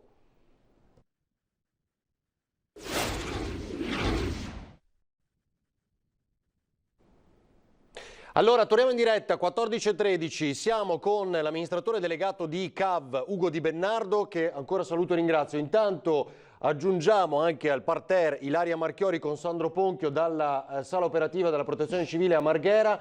Ilaria, un po' per dirti anche che io credo tu sia una delle più grandi conoscitrici della tratta autostradale, perché per lavoro, ecco, quindi se hai degli spunti anche per l'amministratore delegato, se vuoi, insomma, è collegato con noi, quindi se hai una domanda la sfruttiamo sicuramente. Di Bernardo una ce l'ho io di sicuro, ed è questa, cioè la fase 2 la percepite, la vedete anche nei numeri, nei flussi? Decisamente sì, e devo dire che lunedì, cioè ieri, è stato il miglior lunedì da quando è partita questa pandemia che ha colpito il paese. Di mezzi pesanti abbiamo avuto un meno 17% e quindi siamo scesi veramente, abbiamo avuto un bel recupero veramente, quindi anche i mezzi leggeri iniziano ad aumentare. Per cui devo dire che si vede una ripresa del paese, si vede in modo sostanziale. Noi eravamo abituati a viaggiare con quasi meno 80% di traffico complessivo nel periodo peggiore della pandemia, per cui devo dire che il dato di lunedì ci conforta che il paese si sta rimettendo in moto. Ecco, voi avevate in mente e in progetto tutta una serie di investimenti, abbiamo raccontato e ricordato ormai mesi fa come ci fosse un'iniziativa di telepass gratuito per i residenti delle province attraversate dalle concessioni autostradali venete, no? Quindi ecco, cosa succede? Viene prolungato, viene cancellato questo progetto? Come impatta? Che progetti nuovi ci sono? Cosa ci può dire su questo? Devo dire che innanzitutto CAV ha la fortuna di essere una società sana che negli anni non ha distribuito utili ma li ha messi in garanzia. Il 2020 sarà un anno molto complesso per tutti, compreso per concessioni autostradali venete, però contiamo di poter realizzare i progetti che avevamo con uno slittamento temporale di circa 6 mesi, per cui saranno fatti i progetti di cui avevamo parlato, di cui aveva parlato l'assessore, con cui si era discusso con la regione, quindi con l'azionista. Ci sarà una traslazione che pensiamo intorno ai 6 mesi, però devo dire, aspettiamo i dati definitivi del mese di maggio per capire se la traslazione si può diminuire temporalmente. I nostri consulenti ci dicono che noi dovremmo comunque recuperare entro la fine dell'anno, proprio per il fatto che eravamo una società sana, che aveva una grande e buona liquidità, e nel 2021 tornare a regime. Quindi, però dobbiamo aspettare la fine di maggio 2020 per capire meglio. Certo. E allora magari poi ci risentiamo. Senta, e poi c'erano anche gli investimenti sulla copertura internet, no? Che voi avevate annunciato, quindi per i viaggiatori lungo la tratta. Quella per fortuna non l'abbiamo mai fermata, è andata avanti, ce l'ha autorizzata il Ministero, per cui devo dire che il Ministero ci ha autorizzato. Paradossalmente l'investimento che non ha pagato neanche un giorno di ritardo, perché in smart working abbiamo potuto lavorare, i nostri partner hanno lavorato in remoto, la fibra ottica era già montata e quindi in queste settimane che stiamo riprendendo a lavorare contiamo, come ci eravamo detto, a giugno di avere la prima tratta completamente operativa con un sistema di telerilevamento, una nuova sala operativa, quindi riteniamo che questi investimenti riusciamo a mantenere la tempistica proprio perché abbiamo operato in smart working. Consideri che noi non abbiamo fatto ricorso alla cassa integrazione, abbiamo sempre lavorato con tutti i dipendenti, quindi devo dire che siamo riusciti a mantenere i livelli occupazionali e di produzione lavorativa nonostante abbiamo lavorato in remoto, proprio perché per fortuna un anno fa ci eravamo dotati di un sistema ad alta tecnologia. Va bene, grazie davvero e buon lavoro. Ci vediamo presto allora per gli aggiornamenti. Assolutamente, grazie a Ugo Di Bernardo, amministratore delegato di CAV, buona giornata. Torniamo a Marghera. Ilaria, quindi abbiamo molte cose da riepilogare insieme, l'ennesima pausa pubblicitaria che incombe, ma aspettiamo qualche minuto. Di certo il tema della telemedicina, il controllo del territorio, quella che è stato presentato questa mattina, che è fondamentale. Però vorrei partire da te con le ulteriori precisazioni che Luca Zaia ha dato rispetto a quanto detto ieri sera a Ring. Quindi cosa apre? Allora, innanzitutto sapevamo che questa sarebbe stata una mattinata, una conferenza comunque e soprattutto una giornata con tantissima carne al fuoco, anche perché rispetto a quanto è emerso ieri dalla videoconferenza con la Premier Conte e i governatori delle regioni, le domande che arrivano dai telespettatori e poi dagli esercenti sono tantissime, lo sappiamo perché arrivano numerose attraverso le nostre redazioni e di cui poi spesso ci facciamo anche portavoce per tutte quelle che riusciamo, anche sintetizzandole. Allora, il Presidente non ha ancora detto nello specifico che cosa o meno riaprirà. Naturalmente si deve aspettare che arrivi il DPCM del Consiglio dei Ministri, che poi demanderà a sua volta alle regioni. Ha fatto un po' l'esempio della stoffa con l'abito sartoriale e quindi poi saranno proprio le regioni a confezionare l'abito finale con quello che è in mano. Però il Presidente ha detto che l'idea è proprio quella di riaprire tutto. Quando dice riaprire tutto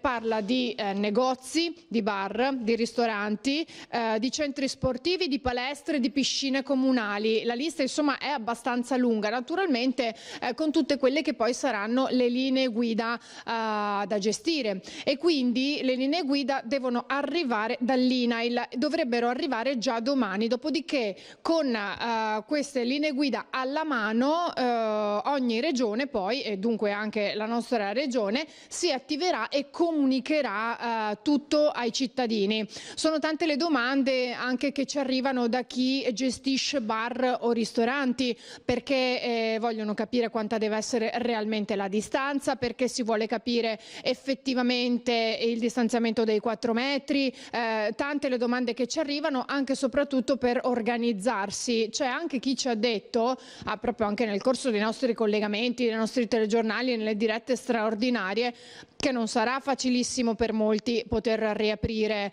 da lunedì, proprio perché ancora non si sa come ci si potrà organizzare, soprattutto che cosa si debba fare, quindi probabilmente rientreranno e ricominceranno a pieno regime forse qualche giorno dopo, quindi non a partire dal lunedì. Ovviamente tra tutti gli esercizi che ho nominato ci sono anche i parrucchieri e i centri estetici, che abbiamo visto anche battagliare a lungo, soprattutto nell'ultima settimana, e chiedere di poter lavorare. Dunque fondamentalmente il governatore attende le ultime disposizioni e dopodiché agirà di conseguenza. È sicuramente molto determinato nel voler riaprire, si è riservato sulle aperture domenicali, quindi la questione dei centri commerciali al momento restano chiusi, su questo è stato molto chiaro, e per cui insomma, e poi come ha detto anche proprio ieri sera Aring, accennavi poco fa, la questione di accordi con regioni e province confinanti per potersi spostare in qualche modo. Se poi invece, come ci chiedono molti telespettatori, ci si potrà spostare in regioni non confinanti, questo è ancora da capire, ma come sappiamo non spetta alla regione. E poi appunto c'è questa nuova fase 2 che riguarda anche la medicina generale. Questa mattina proprio qui il Domenico Crisarà ha presentato questo progetto, un progetto che in realtà era già in campo, ho voluto specificare, e che si è solamente accelerato nel frattempo causa coronavirus.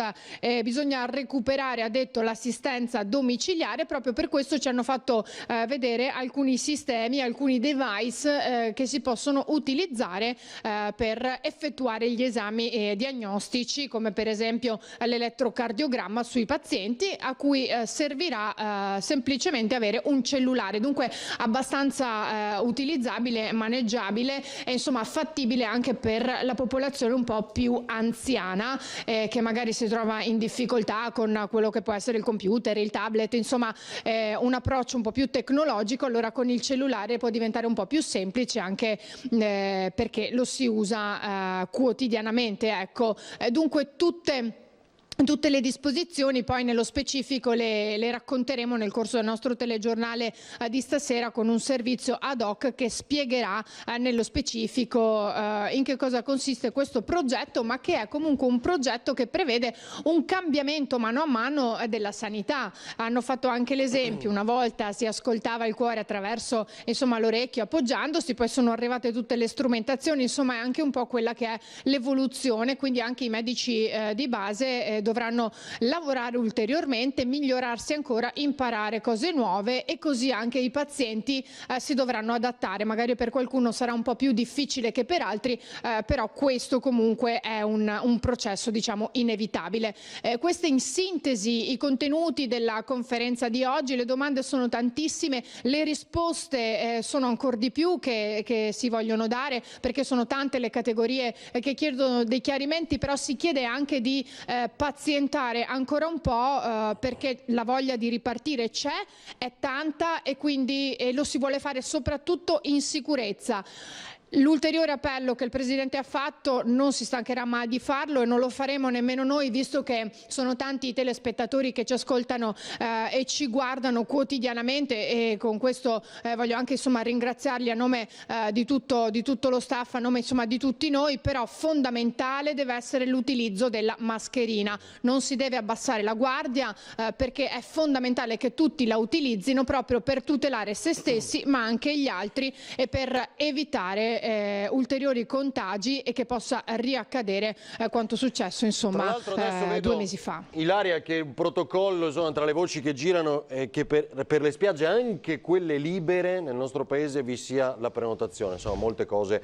Però io vedo che ormai nell'imperdibile conferenza stampa ha adottato il comma Marchiori, quindi ha risposto alle tue domande. Diventa sempre un momento molto divertente quando ovviamente tocca a te fare le domande. Mi sembra che ormai ti abbia preso... Mi fa piacere che vi divertiate. No, esatto, mi sembra che ormai ti abbia preso di mira. Il tema, quello che... Sugli spostamenti almeno, no? Perché lo aveva anticipato ieri sera, ma quindi sugli spostamenti. Le province di confine, appunto, con l'accordo che citavi poco fa, potrebbero riaprire, perché guarda che anche oggi in tantissimi ci hanno domandato questo, no?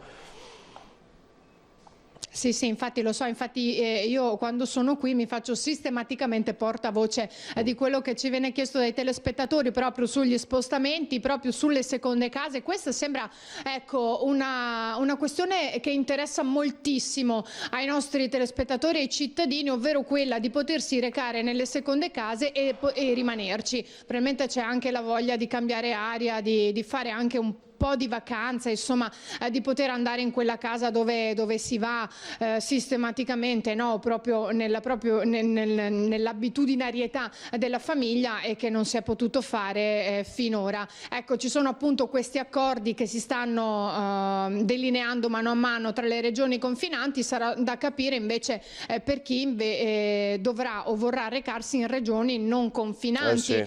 Sono parecchie le persone che hanno o i genitori, chi il genitore, chi il figlio, chi anche il fratello o chi il fidanzato in regioni che non sono confinanti, e ovviamente dopo tutti questi mesi separati si ha voglia di riabbracciarsi e di vedersi, e dunque ci si aspetta anche una risposta in tal senso dal governo e poi anche dalla regione. Ma il presidente Zaia era stato molto chiaro anche la settimana scorsa, se non ricordo male, nel dire che se fosse per lui aprirebbe tutto, compreso anche la possibilità di spostarsi di regione in regione, anche se non confinante. Ecco, a questo punto, visto che ormai si è creata questa confidenza con il Presidente su determinati argomenti, me ne farò portavoce e sarà un po' il mio cavallo di battaglia per dare ai cittadini le risposte che si aspettano e soprattutto che sperano. Esatto, va bene, grazie davvero a Ilaria Marchiori e Sandro Ponchio. Questa sera a partire dalle 18:30 i telegiornali, Venezia Mestre alle 19. Grazie Ilaria, buon lavoro. Ultima pausa pubblicitaria e poi altri aggiornamenti, vi aspettiamo.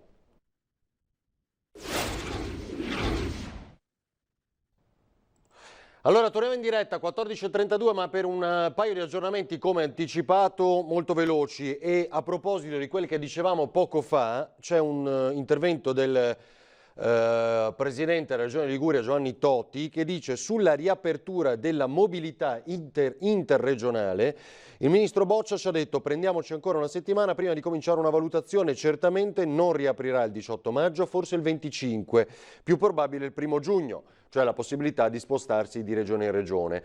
Nel frattempo io immagino questo accordo tra le province di confine, benché da una parte all'altra, diciamo, dei confini regionali, troverà concretezza, come ha anticipato il governatore Zaia per alcune province simbolo, Treviso, Pordenone, Venezia, Udine.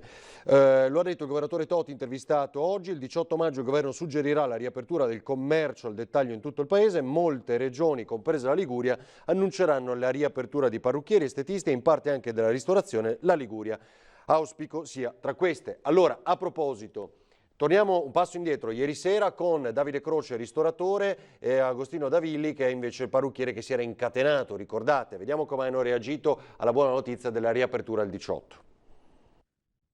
Prima cosa penso che innanzitutto dobbiamo ringraziare il nostro governatore per tutto il lavoro che ha fatto, perché in tutte le sue conferenze ha messo in primo piano l'apertura della nostra categoria, dei ristoratori, di tanti colleghi.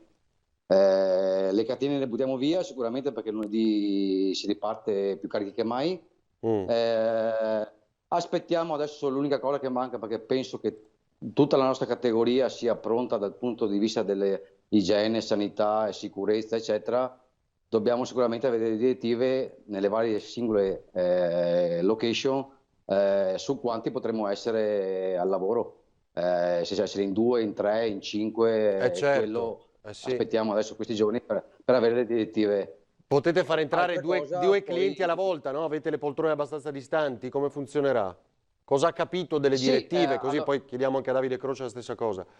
Allora, le direttive, sulla sicurezza penso che tutti siamo preparati. Sì. Adesso bisogna capire se vanno in base ai metri quadri, se ogni postazione deve essere da 1 metro, a 2 metri, a 3 metri, se la battesta per la cliente deve essere distanziata l'uno dall'altro. Ci adegueremo a tutto, c'è una gran voglia di lavorare, di fare. Io dico la verità, mi sono buttato sull'asporto, sul delivery e sto anche l'ultima settimana, devo dire che c'è stato un risveglio, abbiamo lavorato anche bene, sono contento.